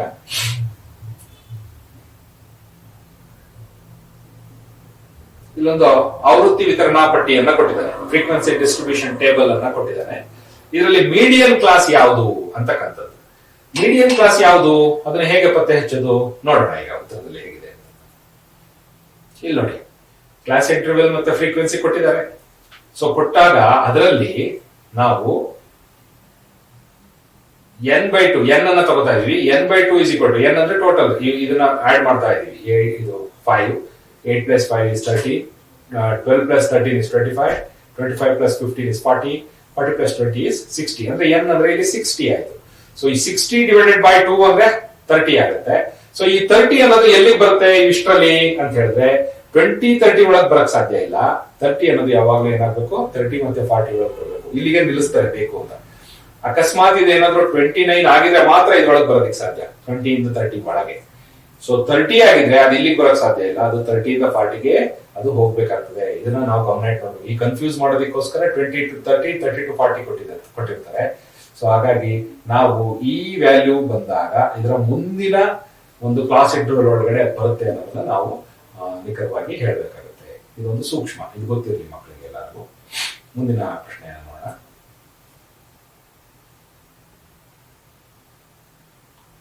ಇಲ್ಲೊಂದು ನಾವು ಟ್ರಯಾಂಗಲ್ ಕೊಟ್ಟಿದ್ದೀವಿ. ಟ್ರಯಾಂಗಲ್ ನಲ್ಲಿ 2 ಸಿಮಿಟ್ರಿಗಳನ್ನ ಇಲ್ಲಿ ಇಟ್ಟಿದ್ದಾರೆ. ಸೊ ಈ ಟ್ರಯಾಂಗಲ್ ಗಳಲ್ಲಿ ವ್ಯಾಲ್ಯೂಗಳನ್ನ ಅವರು ಕೊಟ್ಟಿದ್ದಾರೆ, ಆಂಗಲ್ ಗಳ ವ್ಯಾಲ್ಯೂಗಳನ್ನ. ಸೊ ಏನ್ ಪತ್ತೆ ಹಚ್ಚಬೇಕು ಅನ್ನೋದನ್ನ ಅಳತೆ, BAD ಅಳತೆಯನ್ನ ಪತ್ತೆ ಹಚ್ಚಿ ಅಂತ ಹೇಳ್ತಾರೆ. ಅಳತೆ ಪತ್ತೆ ಹಚ್ಚಿ ಅಂತಿದಂಗೆ ನಾವು ಏನ್ ತಿಳ್ಕೊಬೇಕು ಅನ್ನೋದನ್ನ ಇಲ್ಲಿ ನೋಡೋಣ. ಈಗ ನಾವಿಲ್ಲಿ ಪತ್ತೆ ಹಚ್ಚಬೇಕಾಗಿರೋದು ಅಳತೆ. ಅಳತೆ ಪತ್ತೆ ಹಚ್ಚಬೇಕು ಅಂದ್ರೆ ನೋಡ್ತಾ ಇದ್ರಿ, ಇಲ್ಲಿ ನಾವು ಸಿಮಿಲರ್ ಟ್ರಯಾಂಗಲ್ ಗಳನ್ನಾಗಿ ಮಾಡ್ಕೋಬೇಕಾಗ್ತದೆ. ಸೊ ಇದು ಸಿಮಿಲರ್ ಟ್ರಯಾಂಗಲ್ ಆಗುತ್ತಾ ನೋಡಿದ್ರೆ ಇಲ್ಲಿ ಕೊಟ್ಟಿದ್ದಾನೆ, ಇವೆರಡಕ್ಕೆ ಸಮ ಇದೆ ಅಂತ ಹೇಳ್ತಾನೆ. BAD ಬೆಲೆಯನ್ನ ನಾವು ಫೈಂಡ್ ಔಟ್ ಮಾಡ್ಬೇಕಾಗಿದೆ, ಇದರ ಅಳತೆಯನ್ನ ಫೈಂಡ್ ಔಟ್ ಮಾಡ್ಬೇಕಾಗಿದೆ. ಸೊ BAD ಅಂದ್ರೆ ಇದರ ಕೋನದ ಬೆಲೆಯನ್ನ ನಾವು ಇಲ್ಲಿ ಪತ್ತೆ ಹಚ್ಚಬೇಕಾಗಿದೆ ಈಗ. ಸೊ ಇದು ಗೆರೆ ಎಳೆದ್ರು ಅಂತ ಹೇಳಿದ್ಮೇಲೆ ಇದು 90 ಡಿಗ್ರಿ ಇರ್ಲೇಬೇಕು ಅಲ್ವಾ. ಈಗ ನೋಡೋಣ ಅದ್ರ ಪ್ರಕಾರ ನಾವು ಏನೇನು ಬೆಲೆಯನ್ನ ನಾವು ಕಟ್ಕೊಳ್ಳೋದಕ್ಕೆ ಸಾಧ್ಯ ಇದೆ ಅಂತ ನೋಡ್ತಾ ಇದ್ವಿ. ಸೊ BAD ಅದು ಎಷ್ಟು ಆಗ್ಲೇಬೇಕಪ್ಪ ಅಂತ ಹೇಳಿದ್ರೆ 30 ಡಿಗ್ರಿ ಆಗ್ಬೇಕಾಗ್ತದೆ. ಮುಂದಿನ ಪ್ರಶ್ನೆಯನ್ನು ನೋಡೋಣ.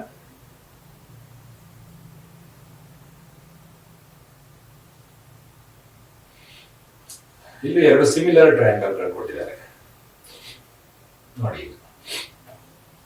2 ಸಿಮಿಲರ್ ಇದೆ. 60 AC ಉದ್ದ ಎಷ್ಟಾಗುತ್ತೆ ಅಂತ ಇಲ್ಲಿ ಕೇಳಿದ್ದಾರೆ. ಸೊ ಸಿಮಿಲರ್ ಟ್ರಯಾಂಗಲ್ ಈಗ ಆಲ್ರೆಡಿ ನೀವು ಮಾಡಿದಿರಿ. ಸೊ ಉತ್ತರ ಹೇಗೆ ಅದನ್ನ ಪತ್ತೆ ಹಚ್ಚಿದರೆ ನೋಡೋಣ. ಈಗ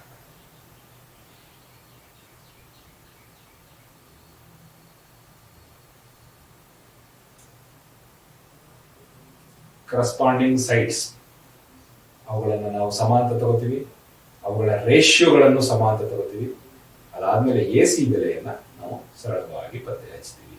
ಸೊ ಇದು ಸರಳವಾದ ಲೆಕ್ಕ, ಇದೇನು ತುಂಬಾ ಕಷ್ಟದ ಲೆಕ್ಕ ಅಲ್ಲ. ಇಂಥ ಲೆಕ್ಕಗಳನ್ನೇ ಈ ಸಾರಿಯ ಪರೀಕ್ಷೆಗೆ ಕೊಡ್ತಕ್ಕಂಥದ್ದು. ಮಕ್ಕಳು ಇದನ್ನ ಗಮನ ಇಟ್ಟು ನೋಡ್ಕೋಬೇಕು. ನೆಕ್ಸ್ಟ್ ಮುಂದಿನ ಪ್ರಶ್ನೆಯನ್ನು ನೋಡೋಣ. ವಿಸ್ತೀರ್ಣದ ಒಂದು ಲೆಕ್ಕ ಕೊಟ್ಟಿದ್ದಾರೆ. ತ್ರಿಭುಜದ ವಿಸ್ತೀರ್ಣ, ತ್ರಿಭುಜದ ವಿಸ್ತೀರ್ಣದ ಸೂತ್ರ ನಿಮಗೆ ಗೊತ್ತಿರಬೇಕು. ನೋಡೋಣ ಏನಂತಿದೆ ಅಂತ.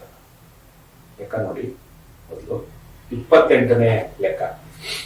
ಆ 2 ತ್ರಿಭುಜಗಳ ನಡುವಿನ ರೇಷಿಯೋ ಕೊಟ್ಟಿದ್ದಾರೆ. ಆ ರೇಷಿಯೋ ಕೊಟ್ಟಾಗ ಆ ವಿಸ್ತೀರ್ಣ ಏನಾಗಿರುತ್ತೆ ನೋಡೋಣ ಈಗ.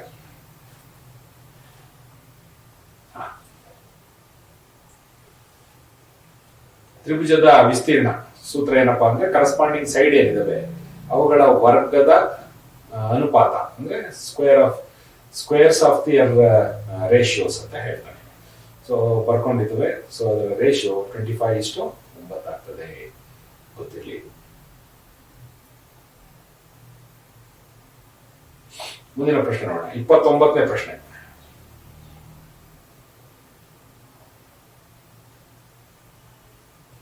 ಇಲ್ಲೂ ಸಹ ನಾವು ಸಿಮಿಲರ್ ಟ್ರಯಾಂಗಲ್ ಗಳನ್ನೇ ನಾವು ಗಮನಿಸಬೇಕಾಗ್ತದೆ. ಪ್ರಶ್ನೆ ನೋಡ್ತಾ ಇದ್ದೀರಿ. 29ನೇ ಪ್ರಶ್ನೆ ಗಮನ ಇಟ್ಟು ನೋಡಿ. ಉತ್ತರ ನೋಡೋಣ.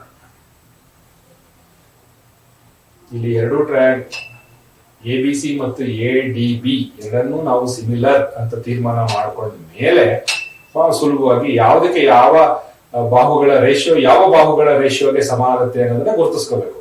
ಯಾವ ಬಾಹುಗಳ ರೇಷಿಯೋ ಸಮ ಆಗುತ್ತೆ ಅಂತ ನಾವು ಗುರುತಿಸ್ಕೊತೀವಲ್ಲ ಅದೇ ಪ್ರಮುಖವಾದಂಥದ್ದು. ಸೊ ಇದನ್ನ ಗುರುತಿಸ್ಕೊಂಡ್ಬಿಟ್ರೆ ನಾವು ಸರಳವಾಗಿ ಅವ್ರು ಕೇಳಿರ್ತಕ್ಕಂಥ ಬಾಹುವಿನ ಉದ್ದವನ್ನ ಪತ್ತೆ ಹಚ್ಚೋದಕ್ಕೆ ಸಾಧ್ಯ ಆಗ್ತದೆ. ಮುಂದಿನ ಪ್ರಶ್ನೆ ನೋಡೋಣ, 35.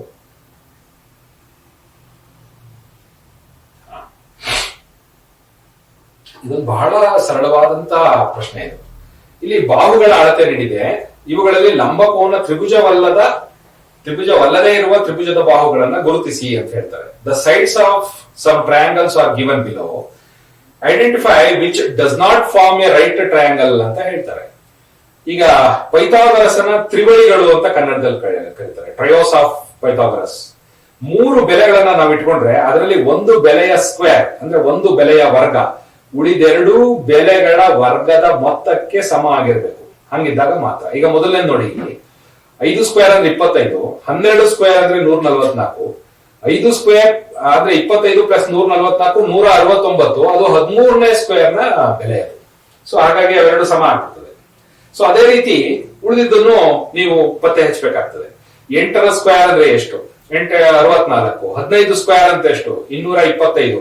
ಸೊ ಅವೆರಡನ್ನು ಸೇರಿಸಿದ್ರೆ 17 ಸ್ಕ್ವೇರ್ಗೆ ಸಮ ಆಗತ್ತಾ ಅಂತ ನೀವೀಗ ಚೆಕ್ ಮಾಡ್ಬೇಕು.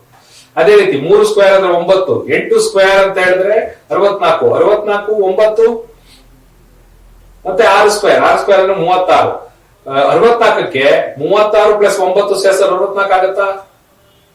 ನೋಡಿ, ಗಮನಿಸ್ಬೇಕು ಇಲ್ಲಿ. ಅದೇ ರೀತಿ 7 ಸ್ಕ್ವೇರ್, 24 ಸ್ಕ್ವೇರ್ ಮತ್ತು 25 ಸ್ಕ್ವೇರ್ ಇವುಗಳನ್ನ ನೋಡಿದಾಗ ಇದರ ದೊಡ್ಡ ಸಂಖ್ಯೆಯ ಸ್ಕ್ವೇರ್ ಉಳಿದೆರಡು ಸಂಖ್ಯೆಯ ಸ್ಕ್ವೇರ್ ಗಳ ಮೊತ್ತಕ್ಕೆ ಸಮ ಇದೆಯಾ ಚೆಕ್ ಮಾಡ್ಬೇಕು. ಹಾಗಾಗಿ ನನ್ಗನ್ನಿಸ್ತದೆ ಇಲ್ಲಿ ಉತ್ತರ ಬಹಳ ಸರಳವಾಗಿ ಕೊಟ್ಟಿದ್ದಾನೆ ಅಂತ. ಅದನ್ನೇನು ಅಂತ ನೋಡ್ಬೇಡ ಒಂದ್ಸರಿ. ಇಲ್ಲಿ ನೋಡಿ, 8 square is equal to 6 square plus 3 square. ಇದು 45 ಬರುತ್ತೆ, ಈ ಕಡೆ 64 ಬರುತ್ತೆ. ಇವೆರಡು ಸಮ ಅಲ್ಲ. ಹಾಗಾಗಿ ಇದು ಪೈಥಾಗರನ ತ್ರಿವಳಿ ಅಲ್ಲ. It is not the try of Pythagoras. ಪೈಥಾಗರಸ್ನ ತ್ರಿವಳಿ ಆಗಿರೋಕ್ ಸಾಧ್ಯ ಇಲ್ಲ. ಅದನ್ನ ಪತ್ತೆ ಹಚ್ಚಿದ್ವಿ. ಮುಂದಿನ ಪ್ರಶ್ನೆಯನ್ನು ನೋಡೋಣ.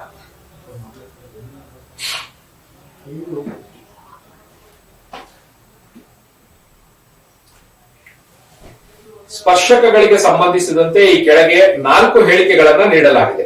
ಇವುಗಳಲ್ಲಿ ತಪ್ಪಾಗಿರುವ ಹೇಳಿಕೆಯು ಯಾವುದು ಅಂತ ಕೇಳ್ತಾರೆ. 4 statements are given below with respect to the tangents. The wrong statement is ಅಂತ ಕೊಡ್ತಾನೆ. ಒಂದೊಂದಾಗಿ ನೋಡೋಣ. ಒಂದು ಬಾಹ್ಯ ಬಿಂದುವಿನಿಂದ ಒಂದು ವೃತ್ತಕ್ಕೆ ನಿರ್ದಿಷ್ಟವಾಗಿ 2 ಸ್ಪರ್ಶಕಗಳನ್ನ ಎಳೆಯಬಹುದು. There are exactly 2 tangents that can be drawn to a circle from a point lying outside the circle. ಒಂದು ಪಾಯಿಂಟ್ ಅನ್ನು ಹೊರಗಡೆ ಹಾಕಿ ಸರ್ಕಲ್ಗೆ ನಾವು ಎಳೆಯಬಹುದಾದದ್ದು 2 ಸ್ಪರ್ಶಕಗಳು. ಅದು ನಿಜ ಅಂತ ನಿಮ್ಗೆ ಗೊತ್ತಿರಬೇಕು. ವೃತ್ತದ ಮೇಲಿನ ಒಂದು ಬಿಂದುವಿನಿಂದ, ವೃತ್ತದ ಮೇಲ್ಗಡೆ ಇರುವ ಒಂದು ಬಿಂದುವಿನಿಂದ ವೃತ್ತಕ್ಕೆ ಒಂದೇ ಒಂದು ಸ್ಪರ್ಶಕವನ್ನು ಮಾತ್ರ ಎಳೆಯಬಹುದು.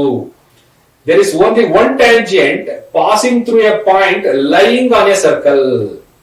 ಸರ್ಕಲ್ ಒಳಗಿಂದ ನೀವು ಗೆರೆ ಹಾಕಿ ಒಂದು ಟ್ಯಾಂಜೆಂಟ್ ಎಳೆಯಬಹುದಾ? ನೋಡಿ, ಗಮನಿಸಿ. Only 2 tangents can be drawn from a point lying inside a circle. Circle ಒಳಗಡೆ ಇರುವ ಒಂದು ಪಾಯಿಂಟ್ ಇಂದ 2 ಸ್ಪರ್ಶಕಗಳನ್ನು ಸರ್ಕಲ್ ಎಳಿಬಹುದು ಅಂತ ಹೇಳ್ತಾ ಇದ್ದಾರೆ. The lengths of the tangents drawn from an external point to a circle are equal. ಒಂದು ಬಿಂದುವಿನಿಂದ ಸರ್ಕಲ್ಗೆ ಎಳೆದಂತ 2 ಟ್ಯಾಂಜೆಂಟ್ ಗಳ ಉದ್ದನೂ ಸಹ ಸಮ ಆಗಿರ್ತದೆ ಅಂತ ಹೇಳ್ತಾರೆ. ಹಾಗಾದ್ರೆ ಇವು 4ರಲ್ಲಿ ತಪ್ಪಾಗಿರುವ ಹೇಳಿಕೆ ಯಾವುದು ಅನ್ನೋದನ್ನ ಇಲ್ಲಿ ಗಮನಿಸಿ. ಏನಪ್ಪಾ ಅಂತ ಹೇಳಿದ್ರೆ, ಓನ್ಲಿ ವೃತ್ತದ ಒಳಗಿರುವ ಪಾಯಿಂಟ್ ಇಂದ ನಾವು 2 ಟ್ಯಾಂಜೆಂಟ್ ಗಳನ್ನ ಎಳೆಯಕ್ಕಾಗಲ್ಲ. ಹೊರಗಡೆ ಇರುವ ಪಾಯಿಂಟ್ ಇಂದ ಬೇಕಾದ್ರೆ 2 ಟ್ಯಾಂಜೆಂಟ್ ಗಳನ್ನ ಎಳಿಬಹುದು, 2 ಸ್ಪರ್ಶಕಗಳನ್ನ ಎಳಿಬಹುದು. ಆದ್ರೆ ವೃತ್ತದ ಒಳಗಿನ ಬಿಂದುವಿನಿಂದ 2 ಸ್ಪರ್ಶಕಗಳನ್ನ ಎಳೆಯೋದಕ್ಕೆ ಸಾಧ್ಯ ಇಲ್ಲ. ಹಾಗಾಗಿ 3ನೇ ಉತ್ತರ ಏನಾಗಿದೆ, ಇದರಲ್ಲಿ ತಪ್ಪಾಗಿದೆ. ಗಮನ ಇಟ್ಟು ನೋಡಿ.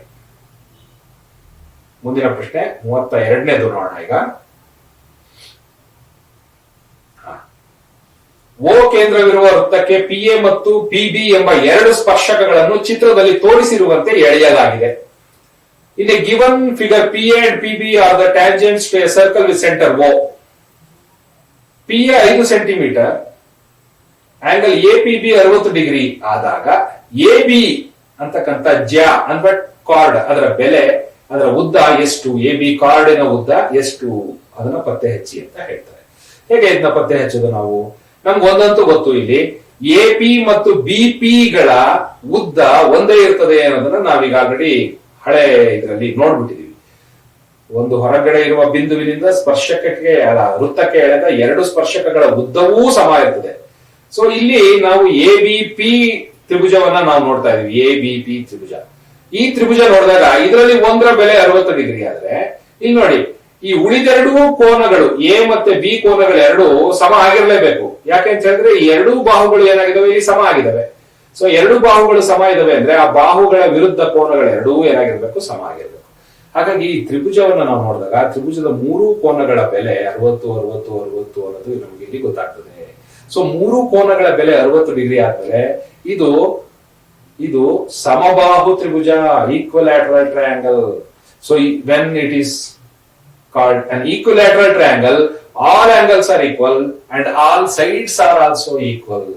If all sides are equal means if AP is equal to 5 centimeter, then PB must be 5 centimeter and AB must be 5 centimeter, and the answer should be ನೋಡೋಣ ಏನಿದೆ ಅಂತ. ಆನ್ಸರ್ ಏನಾಗಿದೆ, ಅದೇ ಆಗಿದೆ. ಬಹಳ ಸುಲಭ, ನಮ್ಗೆ ಇಷ್ಟೊಂದೆಲ್ಲ ತಲೆ ಕೆಡಿಸ್ಕೊಳ್ಳೋ ಅವಶ್ಯಕತೆ ಇಲ್ಲ. ನಿಮ್ಗೆ ಇಲ್ಲೇ ನೀವು ನೋಡಿದ್ರೆ ಗೊತ್ತಾಗ್ಬಿಡುತ್ತೆ. ಸೊ ಎ ಬಿ ಪಿ ಅನ್ನೋದು ಒಂದು ಟ್ರಯಾಂಗಲ್, ಅದರಲ್ಲಿ ಎ ಪಿ ಬಿ ಪಿ ಗೆ ಸಮ, ಎರಡೂ ಸಮ ಆಗಿದ್ದಾಗ ಕೋನ ಎ ಮತ್ತೆ ಕೋನ ಬಿ ಗಳು ಸಮ. ಇಲ್ಲಿ ಒಂದು 60 ಡಿಗ್ರಿ ಆದಾಗ ಉಳಿದೆರಡು ಡಿಗ್ರಿ 60 ಆಗ್ಲೇಬೇಕು. ಹಾಗಾಗಿ ಇದು ಸಮಬಾಹು ತ್ರಿಭುಜ. ಹಾಗಾಗಿ ಇವುಗಳ ಎಲ್ಲ ಉದ್ದಗಳು ಏನಾಗಿರ್ಬೇಕು, ಸಮ ಆಗಿರ್ಬೇಕು ಅಂತಕ್ಕಂಥದ್ದನ್ನ ನೋಡಿ ಇಲ್ಲಿ ಬಹಳ ಸೊಗಸಾಗಿ ಉತ್ತರವನ್ನ ನಿಮಗೆ ಕೊಟ್ಟಿದೆ.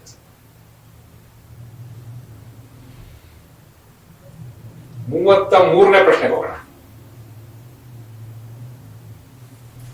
ಒಂದು ವೃತ್ತದಲ್ಲಿ 2 ತ್ರಿಜ್ಯಗಳ ನಡುವಿನ ಕೋನ 130 ಡಿಗ್ರಿ.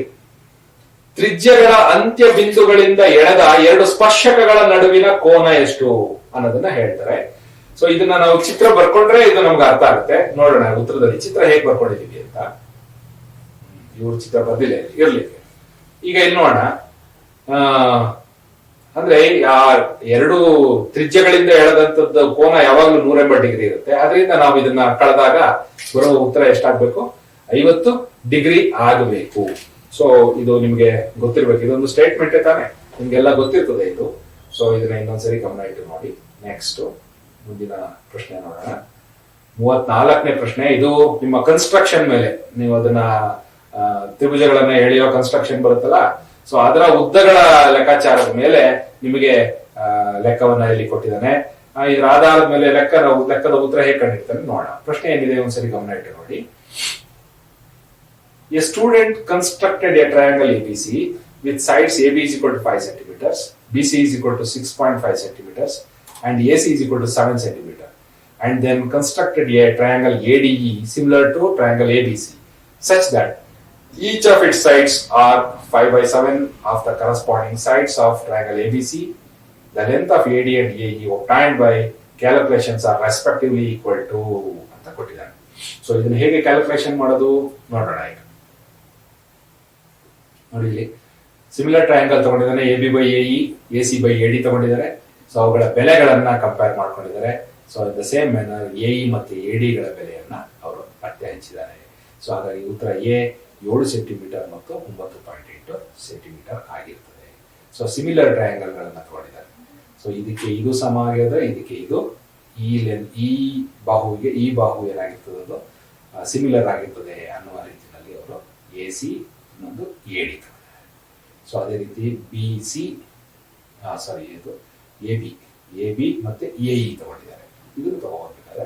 ಬಟ್ ವ್ಯಾಲ್ಯೂ ಇರುವಂತಹ ಸೈಡ್ ಅನ್ನು ತಗೊಂಡು ಅವರು ಬೆಲೆಯನ್ನ ಪತ್ತೆ ಹಂಚಿದ್ದಾರೆ. ಇದು ಸಿಮಿಲರ್ ಟ್ರಯಾಂಗಲ್ಗಳಿಗೆ ಬರ್ತದೆ. ಮುಂದಿನ ಪ್ರಶ್ನೆ ನೋಡೋಣ. 35ನೇ ಪ್ರಶ್ನೆ. ಓ ಕೇಂದ್ರವುಳ್ಳ ವೃತ್ತಕ್ಕೆ ಬಾಹ್ಯ ಬಿಂದು ಎ ನಿಂದ ಎ ಬಿ ಸ್ಪರ್ಶಕವನ್ನು ಎಳೆಯಲಾಗಿದೆ. AO is equal to 25 centimetre ಮತ್ತು A B is equal to 24 centimetre ಆಗಿ ವೃತ್ತದ ತ್ರಿಜ್ಯ. ಇಲ್ಲಿ ಗಮನ ಇಟ್ಟು ನೋಡಿ, ಓ ಇಂದ ಬಿಗೆ ನಾವು ಗೆರೆಯನ್ನ ಎಳೆದಿದ್ದೀವಿ.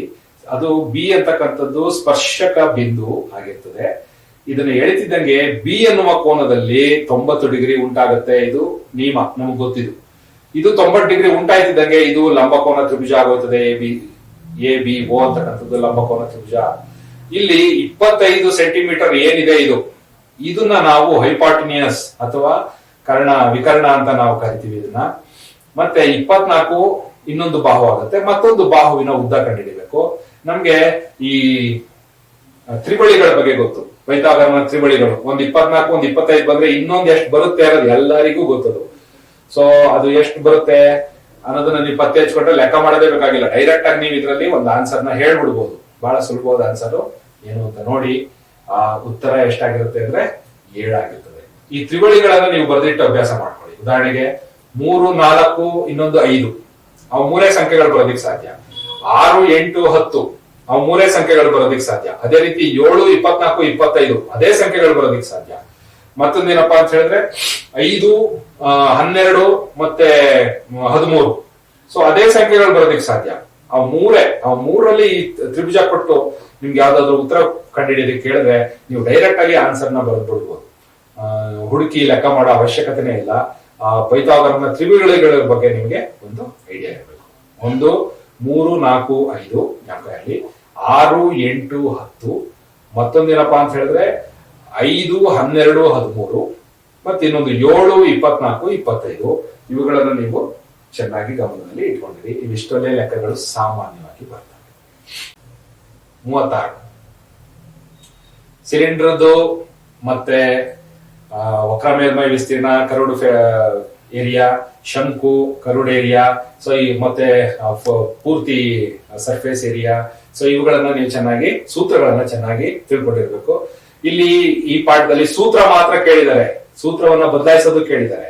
ಈ ಸೂತ್ರದ ಆಧಾರದ ಮೇಲೆ ಲೆಕ್ಕನೂ ಕೇಳ್ಬಿಡ್ಬೋದು.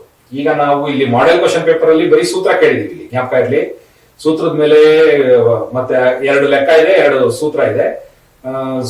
ಯಾವಾಗ್ಲೂ ಸೂತ್ರನೇ ಕೇಳಬೇಕು ಅಂತ ಏನಿಲ್ಲ, ಲೆಕ್ಕನೂ ಕೇಳ್ಬೋದು. ಹಾಗಾಗಿ ಲೆಕ್ಕ ಮತ್ತೆ ಸೂತ್ರ ಇವೆರಡನ್ನು ಸರಿಯಾಗಿ ಗಮನ ಇಟ್ಟು ನೋಡ್ಕೊಳ್ಳಿ. ಸೊ 36ನೇ ಪ್ರಶ್ನೆಗೆ ಉತ್ತರ ಏನು ಅನ್ನೋದನ್ನ ಗಮನಿಸೋಣ. Curved surface area of the cylinder is equal to circumference of the base into height. Cylinder ಯಾವುದ್ರ ಮೇಲೆ ರಚನೆ ಆಗಿದೆ ಅನ್ನೋದು ನಿಮ್ಗೆ ಗೊತ್ತಿರಬೇಕು. ಸಿಲಿಂಡರ್ ಯಾವಾಗ್ಲೂ ಕೆಳಗಡೆ ಒಂದು ಸರ್ಕಲ್, ಮೇಲ್ಗಡೆ ಒಂದು ಸರ್ಕಲ್, ಮಧ್ಯದಲ್ಲಿರೋದನ್ನ ನಾವು ಆಯತ ಅಂತ ಕರಿತೀವಿ, ಒಂದು ರೆಕ್ಟಾಂಗಲ್ ಅಂತ ಕರಿತೀವಿ. Circle rectangle. ಸೊ ಇವುಗಳಷ್ಟು ಏರಿಯಾವನ್ನ ನಾವು total surface area of cylinder ಅಂತ ಕರಿತೀವಿ. ಕರ್ವ್ಡ್ ಸರ್ಫೇಸ್ ಏರಿಯಾ ಅಂತ ಹೇಳಿದ್ರೆ ನಾವು ಕೇವಲ ರೆಕ್ಟಾಂಗಲ್ ಶೇಪ್ ಅನ್ನ ಮಾತ್ರ ನಾವು ಕನ್ಸಿಡರ್ ಮಾಡ್ತೀವಿ. ಅದನ್ನ ಸುತ್ತೋದ್ರಿಂದ ಅದು ಸರ್ಕಲ್ ಆಗುತ್ತೆ. ಸೊ ಸರ್ಕಲ್ ನ ನಾವು ಇದನ್ನ ಪೆರಿಮೀಟರ್ ನ ತಗೋತೀವಿ, ಅದನ್ನ 2πr ಅಂತ ಕರಿತೀವಿ. ಅದಕ್ಕೊಂದು ಎತ್ತರ ಇರೋದ್ರಿಂದ h ಅಂತ ತಗೋತೀವಿ. ಸೊ 2πrh ಅನ್ನೋದು curved surface area of the cylinder ಆಗಿರ್ತದೆ. ಅದು ಗೊತ್ತಿರಬೇಕು ನಮಗೆ. ಸೊ ಮುಂದಿನ ಪ್ರಶ್ನೆ ನೋಡೋಣ. 37 ಒಂದು ಶಂಕು ಅಂತ ನಾವು ಬಂದಾಗ ಅದರಲ್ಲಿ 2 ಎತ್ತರ ಬರುತ್ತೆ. ಒಂದು ಇಳಿಜಾರು ಎತ್ತರ, ಇನ್ನೊಂದು ಮಾಮೂಲಿ ಲಂಬ ಎತ್ತರ ಅಂತ. ಒಂದನ್ನ ಎಲ್ ಅಂತ ಕರೆದ್ರೆ ಇನ್ನೊಂದು ಹೆಚ್ ಅಂತ ಕರಿತೀವಿ.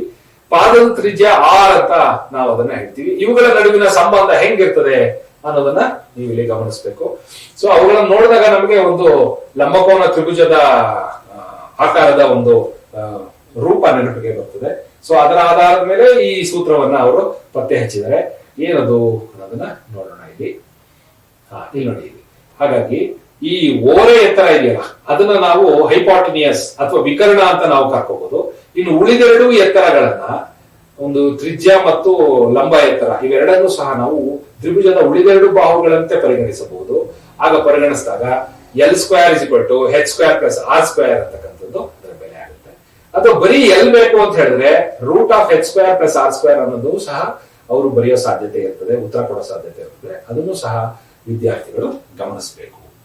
ಮುಂದಿನ ಪ್ರಶ್ನೆ ನೋಡ. ಇನ್ನು 2 ಪ್ರಶ್ನೆ ಇದೆ. ಈ 2 ಪ್ರಶ್ನೆಗಳನ್ನ ನಿಮ್ಮ ಮುಂದೆ ಇಟ್ಟು ನಾನು ಇವತ್ತಿನ ಸೆಷನ್ ಅನ್ನ ಮುಗಿಸ್ತಿದ್ದೀನಿ. 38ನೇ ಪ್ರಶ್ನೆಯನ್ನ ನೋಡಿ. ಒಂದು ಗೋಳದ ಮೇಲ್ಮೈ ವಿಸ್ತೀರ್ಣವನ್ನ ಕೊಟ್ಟಿದ್ದಾರೆ. ಮೇಲ್ಮೈ ವಿಸ್ತೀರ್ಣ ಮತ್ತು ಅರ್ಧ ಗೋಳದ ಮೇಲ್ಮೈ ವಿಸ್ತೀರ್ಣ ಕಂಡಿಡಿರಿ ಅಂತ ಹೇಳ್ತಾ ಇದ್ದಾರೆ.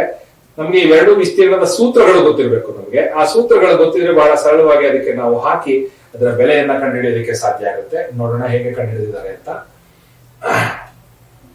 ನೋಡಿ, ಇಲ್ಲಿ ಪೂರ್ಣ ಮೇಲ್ಮೈ ವಿಸ್ತೀರ್ಣ ಒಂದು ಗೋಳದ್ದು ಅದರ ಬೆಲೆ ಕೊಟ್ಟಿದ್ದಾರೆ. ಅದರ ಕರ್ವ್ಡ್ ಸರ್ಫೇಸ್ ಏರಿಯಾ ಕೊಟ್ರೆ ಅದರ ಅರ್ಧ × 616 ಬಂದಿದೆ. ಸೊ ಅರ್ಧ ಮಾಡಿದ್ರೆ ಆಗೋಯ್ತು, ಬಹಳ ಸುಲಭ. 308 square kilometre, so square centimetres ಅದನ್ನ ಇಲ್ಲಿ ಬರೆದಿದ್ದಾರೆ. ಬಹಳ ಸರಳವಾಗಿರುವಂತಹ ಪ್ರಶ್ನೆ ಇದು. ಇದು ಬಿಟ್ಟು ಬೇರೆ ತರನು ಕೇಳ್ಬೋದು ಪ್ರಶ್ನೆಗಳನ್ನ. ಕಾಲ್ ಭಾಗ ಅಂದ್ರೆ 1/4 ಇಂದ, ಮುಕ್ಕಾಲ್ ಭಾಗ ಅಂದ್ರೆ 3/4 ಇಂದ ನೀವು ಅದನ್ನ ಡಿವೈಡ್ ಮಾಡ್ಬೇಕಾಗುತ್ತೆ ಅಷ್ಟೇ. ಸೊ ಇದು ಗೊತ್ತಿರ್ಬೇಕು ನಮ್ಗೆ. ಅದು ಬರೀ ಅರ್ಧನೇ ಯಾವಾಗ್ಲೂ ಕೇಳಲ್ಲ, ಕಾಲ್ ಭಾಗ ಕೇಳ್ಬೋದು, ಅರ್ಧ ಕೇಳ್ಬೋದು, ಅಥವಾ ಇನ್ನು ಬೇರೆ ಬೇರೆ ಅಳತೆಯನ್ನು ಕೇಳ್ಬೋದು. ಆ ಅಳತೆಯಿಂದ ಅದನ್ನ ನಾವು ಭಾಗಿಸಿದ್ರೆ ನಮ್ಗೆ ಉತ್ತರ ಸಿಕ್ಬಿಡ್ತದೆ. ಸೊ 39ನೇ ಪ್ರಶ್ನೆಯನ್ನ ನೋಡೋಣ. ಸಿಲಿಂಡರ್ನ ಪಾದದ ಸುತ್ತಳತೆ ಮತ್ತೆ ಅದರ ಎತ್ತರ ಎರಡನ್ನು ನೋಡಿದಾಗ ಘನಫಲ ಅಂದ್ರೆ ವಾಲ್ಯೂಮ್ ಅನ್ನ ಫೈಂಡ್ ಔಟ್ ಮಾಡಕ್ ಹೇಳಿದ್ದಾರೆ. ಸೊ ಎರಡು ಸೂತ್ರಗಳು ಬರ್ತವೆ ಇಲ್ಲಿ. ವಾಲ್ಯೂಮ್ ಸೂತ್ರ ಬೇರೆ, ಮತ್ತೆ ನಮ್ಗೆ ಮೇಲ್ಮೈ ವಿಸ್ತೀರ್ಣದ ಸೂತ್ರ ಬೇರೆ. ಆ ಎರಡೂ ಸೂತ್ರಗಳನ್ನ ನೀವು ಚೆನ್ನಾಗಿ ತಿಳ್ಕೊಂಡಿರಿ. ಅವೆರಡಕ್ಕೂ ನೇರವಾದ ಪ್ರಶ್ನೆಗಳೇ ಇಲ್ಲಿ ಬರ್ತವೆ. ಸೊ ನೋಡಿ, ಇಲ್ಲಿ ಒಂದು ನೇರ ಸಿಲಿಂಡರ್ನ ಪಾದದ ಸುತ್ತಳತೆ 44 ಸೆಂಟಿಮೀಟರ್, ಎತ್ತರ 10 ಸೆಂಟಿಮೀಟರ್. ಹಾಗಾದ್ರೆ ಅದರ ಘನಫಲ ಎಷ್ಟು ಅಂತ ಕೇಳ್ತಾರೆ. The perimeter of the base of a right circular cylinder is 44 centimeter and its height is 10 centimeter, then its value is ಅಂತ ಕೇಳಿದರೆ ಸೂತ್ರವನ್ನ ಹಾಕೋದಷ್ಟೇ ಕೆಲಸ, ಮತ್ತೆ ಉತ್ತರವನ್ನ ಪಡಿಬಹುದು. ಸೊ ಅದರ ಸೂತ್ರ ಇಷ್ಟೇ, 2πr square h ಅದರ ಸಿಲಿಂಡರ್ ವಾಲ್ಯೂಮ್ ಬಂತು ಅಂತ ಹೇಳಿದ್ರೆ 2πr ಅನ್ನ ಇಲ್ಲಿ ನಾವು ನೋಡ್ತಿದೀವಿ.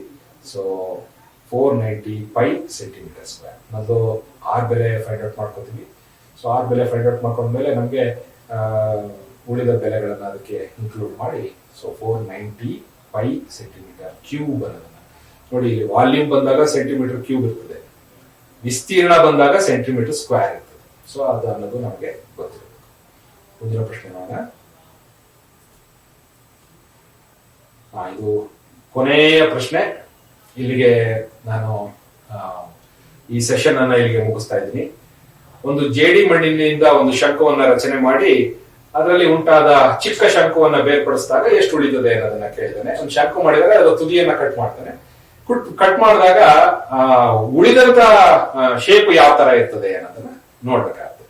ಸೊ ಕೋನ್ ಕತ್ತರಿಸಿದ ಭಾಗನೂ ಕೋನ್ ಆಗಿರ್ತದೆ, ಆದ್ರೆ ಉಳಿದ ಭಾಗ ಅದು ಕೋನ್ ಆಗಿರಕ್ ಸಾಧ್ಯ ಇಲ್ಲ. ಅದು ಏನಾಗಿರ್ತದಪ್ಪ ಅಂತ ಹೇಳಿದ್ರೆ ಅದೊಂದು ಫ್ರಸ್ಟ್ರಮ್ ಆಗಿರ್ತದೆ. ಫ್ರಸ್ಟ್ರಮ್ ಅಂದ್ರೆ ನೀವು ಕನ್ನಡದಲ್ಲಿ ಏನಾಗಿರ್ತದೆ ಅಂದ್ರೆ ಶಂಕುವಿನ ಭಿನ್ನಕ. ಶಂಕುವನ್ನ ಕತ್ತರಿಸಿದಾಗ ಅದಕ್ಕೆ ಭಿನ್ನಕ ಆಗ್ತದಲ್ಲ, ನಮ್ಮ ಈ ಬಕೆಟ್ಗಳಿರ್ತಾವಲ್ಲ ಆ ರೀತಿಯಾದಂತ ಒಂದು ಶೇಪ್ ಅನ್ನ ಅದು ಹೊಂದಿರ್ತದೆ ಅಂತಕ್ಕಂಥದ್ದು. ಆತ್ಮೀಯ ವೀಕ್ಷಕರೇ, ಅಂದ್ರೆ ಮಕ್ಕಳೇ, ನೀವೀಗ ಇಲ್ಲಿ ಇರ್ತಕ್ಕಂಥ 40 ಪ್ರಶ್ನೆಗಳನ್ನ ನೋಡಿದ್ರಿ. ನಾಳೆ ನಿಮಗೆ ಪರೀಕ್ಷೆಯಲ್ಲಿ ಈ 40 ಪ್ರಶ್ನೆಗಳು ಕವರ್ ಮಾಡಿರ್ತಕ್ಕಂಥ ಪಾಠಗಳಿಂದಲೇ ಪ್ರಶ್ನೆಗಳನ್ನ ನಿಮ್ಗೆ ಕೊಡದೆ ಹೊರತು ಬೇರೆ ಯಾವ ಪಾಠಗಳಿಂದಲೂ ನಿಮ್ಗೆ ಪ್ರಶ್ನೆಗಳನ್ನ ಕೊಡೋದಿಲ್ಲ. ಸೊ ಹಾಗಾಗಿ ಇಲ್ಲಿ ಗಮನ ಇಟ್ಟು ನೋಡಿ. ಇಲ್ಲಿ ಈ ಕೊನೆ ಪಾಠ, ಈಗ ಸಿಲಿಂಡರ್, ಸ್ಪಿಯರ್ ಮತ್ತೆ ಈ ಶಂಕು ಇವುಗಳಿರ್ತಕ್ಕಂಥ ಒಂದು ಪಾಠ ಇದೆಯಲ್ಲ, ಆ ಪಾಠದಿಂದ ನಿಮಗೆ ಇಲ್ಲಿ ಎಷ್ಟು ಪ್ರಶ್ನೆಗಳು ಬಂದಿದೆ ಅಂದ್ರೆ 5 ಪ್ರಶ್ನೆಗಳನ್ನ ತೆಗೆದಿದ್ದಾರೆ, ಜ್ಞಾಪಕ ಇರಲಿ.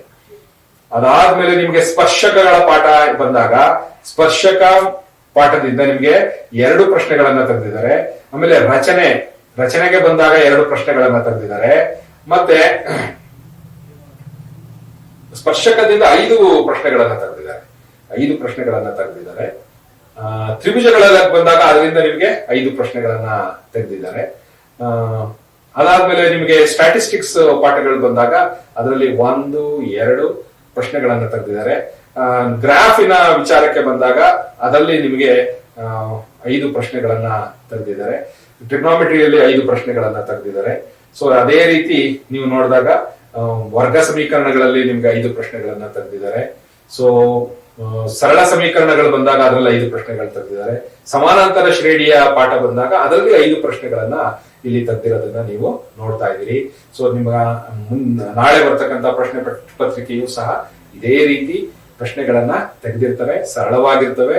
ಹಾಗಾಗಿ ಇವುಗಳನ್ನ ನೀವು ಎದುರಿಸೋದು ಸುಲಭ ಆಗ್ತದೆ.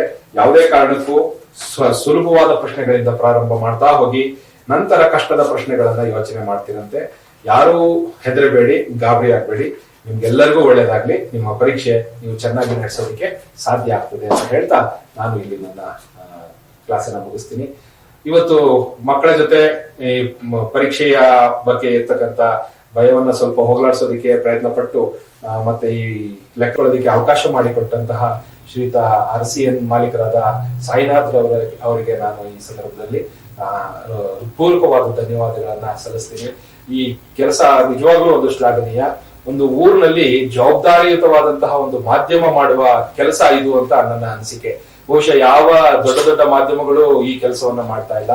RCN ನಲ್ಲಿ ಜನಪರವಾದಂತಹ ಇಂತಹ ಒಳ್ಳೆಯ ಕಾರ್ಯಕ್ರಮಗಳನ್ನ RCN ಮಾಲೀಕರಾದಂತಹ ಶ್ರೀಯುತ ಸಾಯಿನಾಥ್ ಅವರು ಮಾಡ್ತಾ ಇದ್ದಾರೆ. ಅವರು ಇದೇ ರೀತಿ ಕಾರ್ಯಕ್ರಮಗಳನ್ನ ನಡೆಸ್ತಾ ಇರ್ಲಿ, ಅವರಿಗೆ ಒಳ್ಳೇದನ್ನ ಮಾಡ್ಲಿ, ಈ ವಾಹಿನಿ ಎಲ್ಲರ ಮನೆ ಮತ್ತು ಮನಗಳನ್ನ ಮುಟ್ಲಿ ಅಂತ ನಾನು ಹಾರೈಸ್ತಾ ಅವಕಾಶಕ್ಕಾಗಿ ಧನ್ಯವಾದಗಳು. ನಮಸ್ಕಾರ. ಎಲ್ಲರಿಗೂ ನಮಸ್ಕಾರ. ಈಗಾಗಲೇ ವಿದ್ಯಾಕಿರಣ ಕಾರ್ಯಕ್ರಮದ ಅಡಿಯಲ್ಲಿ ಕಳೆದ 6 ದಿನಗಳಿಂದ ವಿವಿಧ ವಿಷಯಗಳಿಗೆ ಸಂಬಂಧಪಟ್ಟ ಹಾಗೆ ವಿಷಯ ಸಂಪನ್ಮೂಲ ಶಿಕ್ಷಕರಿಂದ SSLC ಪರೀಕ್ಷೆಯನ್ನು ಎದುರಿಸುವಂತ ಮಕ್ಕಳಿಗೆ ಒಂದು ಸುಲಭ ಕಲಿಕಾ ವಿಧಾನದ ಬಗ್ಗೆ ಸಂಪನ್ಮೂಲ ಶಿಕ್ಷಕರಿಂದ ಮಾಹಿತಿಯನ್ನು ನೀಡಲಾಗಿತ್ತು. ಆ ಒಂದು ಸರಣಿಯ ಕೊನೆಯ ದಿನ ಇವತ್ತು ಗಣಿತದ ಬೋಧನೆಯ ಮೂಲಕ ಕೊನೆಗೊಂಡಿದೆ. ಸೊ ಈ ದಿನದ ಒಂದು ತರಗತಿಯಲ್ಲಿ ಮಕ್ಕಳಿಗೆ ಸುಲಭವಾಗಿ ಹೇಗೆ ಕಲಿಕಾಂಶಗಳು ಅರ್ಥೈಸಿಕೊಳ್ಳಬೇಕು ಎನ್ನುವ ನಿಟ್ಟಿನಲ್ಲಿ ಬಹಳ ಅತ್ಯುತ್ತಮವಾಗಿ ಮತ್ತು ಸ್ಫೂರ್ತಿದಾಯಕವಾಗಿ ತರಗತಿ ನಡೆಸಿಕೊಟ್ಟಂತ ನನ್ನ ಆತ್ಮೀಯ ಶಿಕ್ಷಕರು, ಗುರುಪುರ ಶಾಲೆಯ ಗಣಿತ ಶಿಕ್ಷಕರಾದಂತಹ ಕುಮಾರ್ ಸರ್ ಅವರಿಗೆ RCN ಚಾನೆಲ್ ಪರವಾಗಿ, ಸಮಸ್ತ ಶಿಕ್ಷಣ ಇಲಾಖೆ ಪರವಾಗಿ ಹಾಗೂ ಹುಣಸೂರು ನಾಗರಿಕರ ಪರವಾಗಿ ನಾನು ಅವರ ಧನ್ಯವಾದಗಳನ್ನ ತಿಳಿಸ್ತೇನೆ. ನಮಸ್ಕಾರ ಸರ್. ಈ ಒಂದು RCN ಕನಸಿನ ಮತ್ತು ಆಶಯವಾದಂತ ಈ ವಿದ್ಯಾಕಿರಣ ಕಾರ್ಯಕ್ರಮ ಪ್ರತಿ ವರ್ಷವೂ ಸಹ ಒಂದು ಶಿಕ್ಷಣ ಇಲಾಖೆಯ ವಿವಿಧ ಸ್ಥಳಗಳಲ್ಲಿ ಅಧ್ಯಯನ ಮಾಡತಕ್ಕಂಥ ವಿದ್ಯಾರ್ಥಿಗಳಿಗೆ ಬೇರೆ ಬೇರೆ ಆಯಾಮಗಳಲ್ಲಿ RCN ವಾಹಿನಿ ಕಳೆದ 20-25 ವರ್ಷಗಳಿಂದಲೂ ಸಹ ಬೇರೆ ಬೇರೆ ಒಂದು ಸ್ಫೂರ್ತಿದಾಯಕ ಕೆಲಸಗಳನ್ನು ಹಮ್ಮಿಕೊಳ್ಳುತ್ತಲೇ ಇದೆ. ಸೊ ಈ ನಿಟ್ಟಿನಲ್ಲಿ RCN ವಾಹಿನಿಯ ಈ ಒಂದು ಶಿಕ್ಷಣ ಸಿಹಿ ಕಾರ್ಯಕ್ರಮಗಳು ಹೇಗೆ ನಡೆದುಕೊಂಡು ಬಂದವು ಮತ್ತು ಹೇಗೆ ಅದು ಈ ಪ್ರಸ್ತುತ ವಿದ್ಯಮಾನಕ್ಕೆ ಮುಖಾಮುಖಿಯಾಗಿ ಒಂದು ಅತ್ಯಂತ ಉಳಿದ ರಂಗಗಳಿಗೂ ಸಹ ಸ್ಫೂರ್ತಿಯ ಕೆಲಸವಾಗಿ ಇದು ನಡೀತಾ ಇದೆ. ಮತ್ತು RCN ವಾಹಿನಿಯ ಈ ಒಂದು ಸಮಾಜಮುಖಿ ಕೆಲಸಗಳ ಬಗ್ಗೆ ತಮ್ಮದೇ ಆದ 2 ನುಡಿಗಳನ್ನು ಆಡಬೇಕಾಗಿ ಹಿರಿಯ ಚಿಂತಕರಾದಂತ ಮತ್ತು ವಿಶ್ರಾಂತ ಪ್ರಾಂಶುಪಾಲರಾದಂತ ಮತ್ತು ನಮ್ಮ ನಡುವಿನ ಮಾರ್ಗದರ್ಶಕರಾದಂತ ಮತ್ತು ಕವಿಗಳಾದಂತ ಹಿರಿಯಾದ ಶ್ರೀ ಮೋದೂರ್ ಮಹೇಶ್ವರಾದ್ರವನ್ನ ನಾನು RCN ವಾಹಿನಿಯ ಪರವಾಗಿ ಕೇಳಿಕೊಳ್ತೇನೆ. ಆತ್ಮೀಯ RCN ವೀಕ್ಷಕರೇ, ಕಳೆದ 6 ದಿನಗಳ ಅಂತರದಲ್ಲಿ SSLC ಪರೀಕ್ಷೆಯನ್ನ ತೆಗೆದುಕೊಳ್ತಾ ಇರ್ತಕ್ಕಂಥ ವಿದ್ಯಾರ್ಥಿಗಳಿಗೆ ಪರೀಕ್ಷಾ ಮಾದರಿಯ ಬಗ್ಗೆ 6 ಜನ ಶಿಕ್ಷಕರಿಂದ, ಅದರಲ್ಲೂ ಅವರು ಆ ಕ್ಷೇತ್ರದಲ್ಲಿ ಅತ್ಯಂತ ತಜ್ಞರಾಗಿ ಅತ್ಯಂತ ವಿಚಾರಪೂರ್ಣವಾದಂತ ಒಂದು ಪಾಂಡಿತ್ಯ ಹೊಂದಿರತಕ್ಕಂಥ 6 ಜನ ಮೇಧಾವಿಗಳಿಂದ ಇಂಗ್ಲಿಷ್ ಆಗ್ಬೋದು, ಮ್ಯಾಥಮೆಟಿಕ್ಸ್ ಆಗ್ಬೋದು, ಸೈನ್ಸ್, ಕನ್ನಡ, ಹಿಂದಿ ಈ ಎಲ್ಲ ವಿಚಾರಗಳಲ್ಲೂ SSLC ಮಕ್ಕಳಿಗೆ ಅನುಕೂಲ ಆಗಲಿ ಎನ್ನುವಂಥ ದೃಷ್ಟಿಯಿಂದ ಪಾಠ ಪ್ರವಚನಗಳಾಗಿವೆ. ಬಹುಶಃ ಈ ಒಂದು ಸಂಕ್ರಮಣ ಸ್ಥಿತಿಯಲ್ಲಿ ಯಾವುದೇ ವಾಹಿನಿಯವರು ಮಾಡಲಿರ್ತಕ್ಕಂಥ ಅತ್ಯಂತ ಅಮೋಘವಾದ ಕೆಲಸವನ್ನ RCN ಮಾಡಿದೆ. RCN ಬರೀ ಹುಣಸೂರು ತಾಲೂಕಿಗಷ್ಟೇ ಸೀಮಿತವಾದಂತಹ ಚಾನಲ್ ಅಲ್ಲ ಅಂತಕ್ಕಂಥದ್ದು ನಿಮಗೆಲ್ಲರೂ ಗೊತ್ತಿದೆ. ಪಿರಿಯಾಪಟ್ಟಣ, ಯಗಡಿದೋನಕೋಟೆ, KR ನಗರ, ಹುಣಸೂರು ತಾಲೂಕಿನಲ್ಲಿ SSLC ಪರೀಕ್ಷೆಗೆ ಹಾಜರಾಗುವಂತ ಎಲ್ಲ ಪರೀಕ್ಷಾರ್ಥಿಗಳಿಗೆ ಅನುಕೂಲ ಆಗಲಿ ಅಂತಕ್ಕಂಥ ದೃಷ್ಟಿಯಿಂದ ಈ ಒಂದು ವಿದ್ಯಾ ಕಿರಣ ಅನ್ನುವಂಥ ಈ ಒಂದು ಕಾರ್ಯಕ್ರಮವನ್ನು ಹಮ್ಮಿಕೊಳ್ಳಲಾಗಿದೆ. ಪರೀಕ್ಷಾ ಕಾಲಘಟ್ಟ ದಶಕಗಳಿಂದ ಈಚೆಗೆ ಹಲವಾರು ಮಾರ್ಪಾಡುಗಳನ್ನ, ಹಲವಾರು ಚೇಂಜಸ್ಗಳನ್ನು ಮಾಡ್ತಾ ಇದೆ. ನಮ್ಮ ಕಾಲದಲ್ಲಿ ಇರ್ತಕ್ಕಂಥ ಪರೀಕ್ಷೆಗಳು ಬೇರೆ. ಆಗ ಒಂದು ಸಬ್ಜೆಕ್ಟ್ ಅಲ್ಲಿ ಫೇಲ್ ಆದ್ರೆ ಎಲ್ಲಾ ಸಬ್ಜೆಕ್ಟ್ಗಳನ್ನು ಪುನಃ ಕುಂತುವಂತ ಪರಿಸ್ಥಿತಿ ಇತ್ತು. ಈಗ ವಿದ್ಯಾರ್ಥಿಗಳ ಮನೋವಿಕಾಸಕ್ಕೆ ಅನುಗುಣವಾಗಿ ಪರೀಕ್ಷಾ ಪದ್ಧತಿಯಲ್ಲೂ ಬದಲಾವಣೆಯಾಗಿದೆ ಮತ್ತು ವಿದ್ಯಾರ್ಥಿಗಳ ಜ್ಞಾನಮಟ್ಟವೂ ಕೂಡ ಹೆಚ್ಚಾಗಿದೆ. ಆ ಜ್ಞಾನಮಟ್ಟ ಹೆಚ್ಚಾಗೋದಕ್ಕೆ ಕಾರಣಕರ್ತರಾದಂತಹ ಶಿಕ್ಷಕರು, ಶಿಕ್ಷಣವೇತ್ತರು ಮತ್ತು ಅದನ್ನು ಅತ್ಯಂತ ಪರಿಣಾಮಕಾರಿಯಾಗಿ ಮಕ್ಕಳಿಗೆ ಮುಟ್ಟಿಸುವಂತ ಒಂದು ಹಾದಿಯಲ್ಲಿ RCN ಚಾನೆಲ್ ಅತ್ಯಂತ ಶ್ರೇಷ್ಠವಾದ ಕೆಲಸ ಕಾರ್ಯಗಳನ್ನು ಮಾಡ್ತಾ ಇದೆ. ಹಾಗಾಗಿ RCN ಬರೀ ಶಿಕ್ಷಣ ಕ್ಷೇತ್ರಕ್ಕೆ ಮಾತ್ರ ಕೊಡುಗೆಯನ್ನು ಸಲ್ಲಿಸ್ತಾ ಇಲ್ಲ, ಅದರೊಂದಿಗೆ ಸಾಂಸ್ಕೃತಿಕ, ಸಾಹಿತ್ಯಿಕ ಮತ್ತು ಪಠ್ಯ, ಕ್ರೀಡಾ ವಿಚಾರ, ಹೀಗೆ ವಿದ್ಯಾರ್ಥಿಗಳು ಮತ್ತು ಸಾರ್ವಜನಿಕರಿಗೆ ಸಂಬಂಧಪಟ್ಟಂತ ಹಲವಾರು ವಿಚಾರಗಳನ್ನ ತಮ್ಮ ವಾಹಿನಿ ಮೂಲಕ ಬಿತ್ತರಿಸುವುದರೊಂದಿಗೆ ಜನಸಾಮಾನ್ಯರಲ್ಲಿ ಮತ್ತು ವಿದ್ಯಾರ್ಥಿಗಳಲ್ಲಿ ಅರಿವಿನ ವ್ಯಾಪ್ತಿಯನ್ನ ಹೆಚ್ಚಿಸುವಲ್ಲಿ ಪ್ರಾಮಾಣಿಕವಾದ ಕೆಲಸ ಕಾರ್ಯವನ್ನು ಮಾಡ್ತಾ ಇದೆ. ಹಾಗಾಗಿ ಈ ಒಂದು ಕಾರ್ಯಕ್ರಮವನ್ನು ಹಮ್ಮಿಕೊಂಡು ವಿದ್ಯಾರ್ಥಿಗಳಿಗೆ ಪರೀಕ್ಷಾ ಸ್ಫೂರ್ತಿಯನ್ನು ಕೊಟ್ಟಂತ RCN ಚಾನೆಲ್ನ ಮಾಲೀಕರಿಗೆ ಮತ್ತು ಸಿಬ್ಬಂದಿ ವರ್ಗದವರಿಗೆ, ಅದಕ್ಕಿಂತಲೂ ಹೆಚ್ಚಾಗಿ 6 ಜನ ಅತ್ಯಂತ ಮೇಧಾವಿ ಶಿಕ್ಷಕರು ಅವರವರ ಕ್ಷೇತ್ರದಲ್ಲಿ ಪಾಂಡಿತ್ಯವನ್ನು ಪಡ್ಕೊಂಡು ಆ ಪಾಂಡಿತ್ಯವನ್ನು ಅತ್ಯಂತ ಸರಳವಾಗಿ, ಸುಲಭವಾಗಿ ಮಕ್ಕಳಿಗೆ ಮುಟ್ಟಿಸಿ ಆ ಮಕ್ಕಳು ಪರೀಕ್ಷೆಯನ್ನು ಭಯದಿಂದ ದೂರವಾಗಿ ಪರೀಕ್ಷೆಯನ್ನು ಅತ್ಯಂತ ಸಂತೋಷದಿಂದ ಸ್ವೀಕರಿಸಲು ಕಾರಣಕರ್ತರಾದಂತಹ 6 ಜನ ಶಿಕ್ಷಕರಿಗೆ, RCN ಮಾಲೀಕರಿಗೆ ಹೇಳದಂತ ನಿಮ್ಮ ಎಲ್ಲರಿಗೂ ನಾನು ವಂದಿಸ್ತಾ ಇದ್ದೀನಿ. ಜೊತೆಗೆ ಅವರು ಹೇಳ್ಕೊಟ್ಟಂತಹ ಶಿಕ್ಷಣ ಮತ್ತು ಜ್ಞಾನ ಏನಿದೆ ಅದು ನಾಳೆ ಮತ್ತು ಇನ್ನೊಂದು ದಿವಸ ಆಗ್ತಕ್ಕಂಥ ಎಕ್ಸಾಮ್ ಅಲ್ಲಿ ಅತ್ಯಂತ ನಿಮಗೆ ಕೆಲಸಕ್ಕೆ ಬರಲಿ. ಆ ಮೂಲಕ ಹೆಚ್ಚು ಅಂಕಗಳನ್ನು ಗಳಿಸಿ RCN ಚಾನೆಲ್ನ ಶ್ರಮವನ್ನು ಸಾರ್ಥಕಗೊಳಿಸುವಂತಹ ಹಾದಿಯಲ್ಲಿ ನೀವೆಲ್ಲರೂ ಪ್ರಯತ್ನ ಪಡಲಿ ಅನ್ನುವಂಥ ಆಶಯದೊಂದಿಗೆ ನನ್ನ ಕರೆದು 2 ಮಾತನ್ನು ಆಡ್ಲಿಕ್ಕೆ ಅವಕಾಶ ಕೊಟ್ಟಂತ RCN ಮಾಲೀಕರಿಗೆ ಮತ್ತು ಕೇಳ್ತಾ ಇರ್ತಕ್ಕಂಥ ನಿಮಗೆಲ್ಲರಿಗೂ ನನ್ನ ಅತ್ಯಂತ ಹೃದಯಪೂರ್ವಕವಾದ ವಂದನೆಗಳನ್ನು ಸಲ್ತೇನೆ.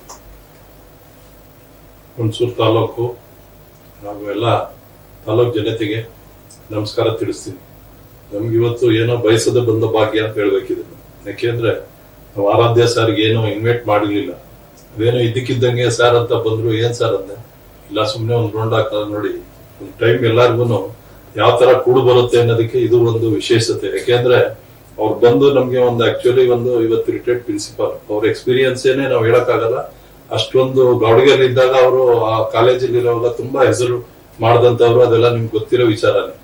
ಯಾಕೆಂದ್ರೆ ನನ್ಗೂ ಕೂಡ ಈಗ ಈ ಗಣಿತದ್ದು ಬಂದ ತಕ್ಷಣನೇ ನಾನ್ SLC ಓದೋ ಟೈಮಲ್ಲಿ ನಮ್ಗೆ ST ಪುಟ್ಸ್ವಾಮಿ ಗೌಡ ಅಂದ್ಬಿಟ್ಟು ಮ್ಯಾಥ್ಸ್ ಟೀಚರ್ ಅಲ್ಲಿ ನಾನು ಆಕ್ಚುಲಿ 9th ಇನ್ನೇನ್ 9th ಎಂಟ್ರಿ ಆಗ್ಬೇಕು, 8th ಇಂದ 9th ಎಂಟ್ರಿ ಆಗೋ ಟೈಮಲ್ಲಿ ನನಗೆ ಟೈಫಾಯ್ಡ್ ಜ್ವರ ಬಂದ್ಬಿಡ್ತು. ಬಂದಾಗ ನಾನು ಹೆಚ್ಚು ಕಮ್ಮಿ ಸ್ಟಾರ್ಟಿಂಗ್ ಅಲ್ಲೇನೆ 40 ದಿವಸ ಶಾಲೆಗೆ ಹೋಗ್ಲಿಲ್ಲ. ಆಗ ಮಿರ್ಲೆಲಿ ಅಂತ ಏನೋ ಹಾಸ್ಪಿಟ್ಲ್ ಇರ್ಲಿಲ್ಲ, ಏನಿಲ್ಲ. ಅಲ್ಲಿ ರಾಮಮೂರ್ತಿ ಅಂತ ಒಬ್ಬ ಡಾಕ್ಟ್ರು ಪಾಪ 40 ದಿವಸನೂ ಕೂಡ ಒಂದ್ 30-35 ದಿವಸ ನಮ್ಮ ಮನೆಗೆ ಸಾಯಂಕಾಲ ಪಾಪ 7 ಗಂಟೆಗೆ ಬಂದು ನಾನು ಟ್ರೀಟ್ಮೆಂಟ್ ಮಾಡ್ತಾ ಇದ್ರು. ಯಾಕೆಂದ್ರೆ ಆ ಟೈಮಲ್ಲಿ ನಮ್ ತಂದೆ ಕೂಡ ನಾನು ಉಳಿಯಲ್ಲ ಅಂತಾನೆ ತಿಳ್ಕೊಂಡಿದ್ರು. ನಾನು ಅಷ್ಟು ವೀಕ್ ಆಗಿ ಆ ಸ್ಟೇಜ್ ಹೋಗಿದ್ದೆ. ಆಮೇಲೆ ನಮ್ಮ ಅಕ್ಕ ಇದ್ದಲ್ಲ, ಅವ್ರು ನನ್ನ ಭಾರಿ ಚೆನ್ನಾಗಿ ನೋಡ್ಕೊಳ್ಳೋರು. ಯಾಕೆಂದ್ರೆ ಒಂದು 10 ನಿಮಿಷ ನನ್ ಬಿಟ್ಟು ಆ ಕಡೆ ಹೋಗ್ತಾ ಇಲ್ಲ, ಆತರ ನನ್ನ ನೋಡ್ಕೊಂಡಿದ್ದ ನಾನು ಇವತ್ತು. ಆಮೇಲೆ ಅದಾದ್ಮೇಲೆ ನಾವು ಮ್ಯಾಥಮೆಟಿಕ್ಸ್ ಅಲ್ಲಿ ಯಾವಾಗ ಸ್ಟಾರ್ಟಿಂಗ್ ಅಲ್ಲಿ ಇಲ್ಲ ಅಂದ್ಮೇಲೆ ಗೊತ್ತಿದೆ ಟೀಚರ್ಗೆ ಆಲ್ಜಿಬ್ರಾ ಅದೇನೇನೋ ಬರುತ್ತಲ್ಲ, ಸ್ಟಾರ್ಟಿಂಗ್ ಅಲ್ಲೇ ನನ್ಗೆಲ್ಲ XY1 XY+ ಅದೆಲ್ಲ ಹೋಯ್ತು. ನಂದು A+B ಎಲ್ಲ ಏನು ಕಲಿಯಕ್ಕಾಗಿಲ್ಲ. ಇದ್ರೂ ಕೂಡ ಹೆಂಗೋ SLC ಗೆ ಆ ಟೈಮಲ್ಲಿ 9th ಅಷ್ಟು ಇಲ್ಲ ಅಂದ್ರೂ ಕೂಡ SLC ಪಾಸ್ ಆದ್ಮೇಲೆ ಕೂಡ ನನ್ಗೆ ಅಲ್ಲಿ ಬಂದಿದ್ದು 34 ಮಾರ್ಕ್ಸ್ 35 ಮಾರ್ಕ್ಸ್ ಅಷ್ಟೇ. ಅದು ಜಸ್ಟ್ ಪಾಸ್. 36% ಅಂತ ಇತ್ತು ಆ ಟೈಮಲ್ಲಿ. 36 ಬಂದ್ರು ಪಾಸ್ ಅನ್ನೋರು. ಆ ಲೆಕ್ಕದಲ್ಲಿ ಅದು ಸರ್ಕಾರದಿಂದ ಎಜುಕೇಶನ್ ಡಿಪಾರ್ಟ್ಮೆಂಟ್ ತಾನೇ ಅವಾಗ 5 ಮಾರ್ಕ್ಸ್ ಕೊಡ್ತಾ ಇದ್ರು, ಬರೀ 5 ಕೊಡ್ತಾ ಇದ್ರು. ನಾವೊಂದ್ 30 ಮಾರ್ಕ್ಸ್ ತಗೊಂಡ್ರೆ ಅವಾಗ ಪಾಸ್.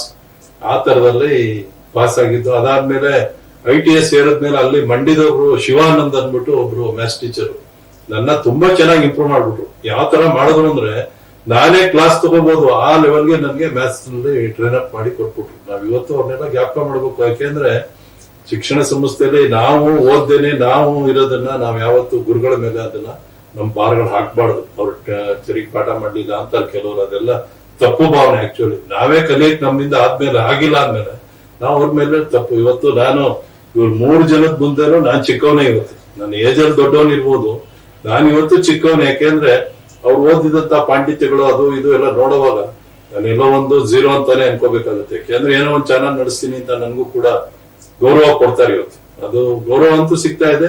ಸಿಕ್ಕಿದ್ರು ಕೂಡ ನಾನು ಇವ್ರ ಮುಂದೆ ಎಲ್ಲ ಚಿಕ್ಕವನೇ ಇವತ್ತು.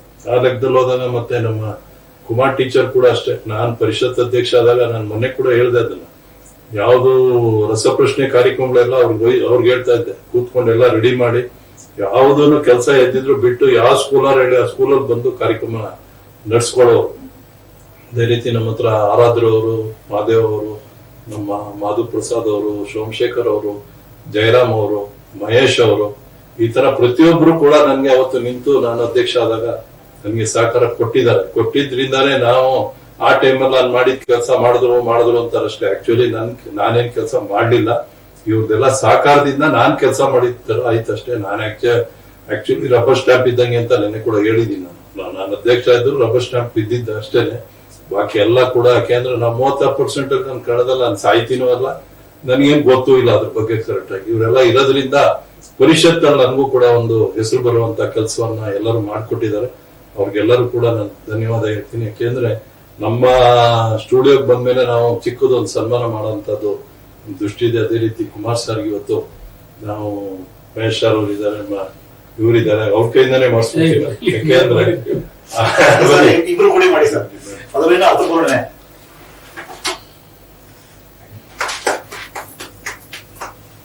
ಒಳ್ಳೆಯದಾಗಿ. ಕುಮಾರ್ ಸರ್, ಕೊನೆಯದಾಗಿ ವಿದ್ಯಾರ್ಥಿಗಳಿಗೆ ನೀವು ಒಂದೆರಡು ಶುಭಾಶಯಗಳನ್ನು ಹೇಳಬೇಕು.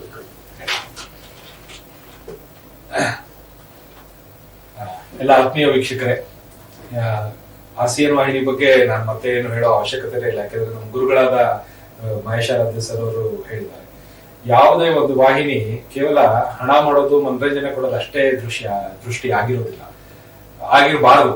ಆದ್ರೆ ಬಹಳಷ್ಟು ವಾಹಿನಿಗಳು ಹಾಗೆ ಇರ್ತವೆ. ಆದ್ರೆ ನಮ್ಮ ಹುಣಸೂರಿನ RCN ಆ ರೀತಿ ಅಲ್ಲ.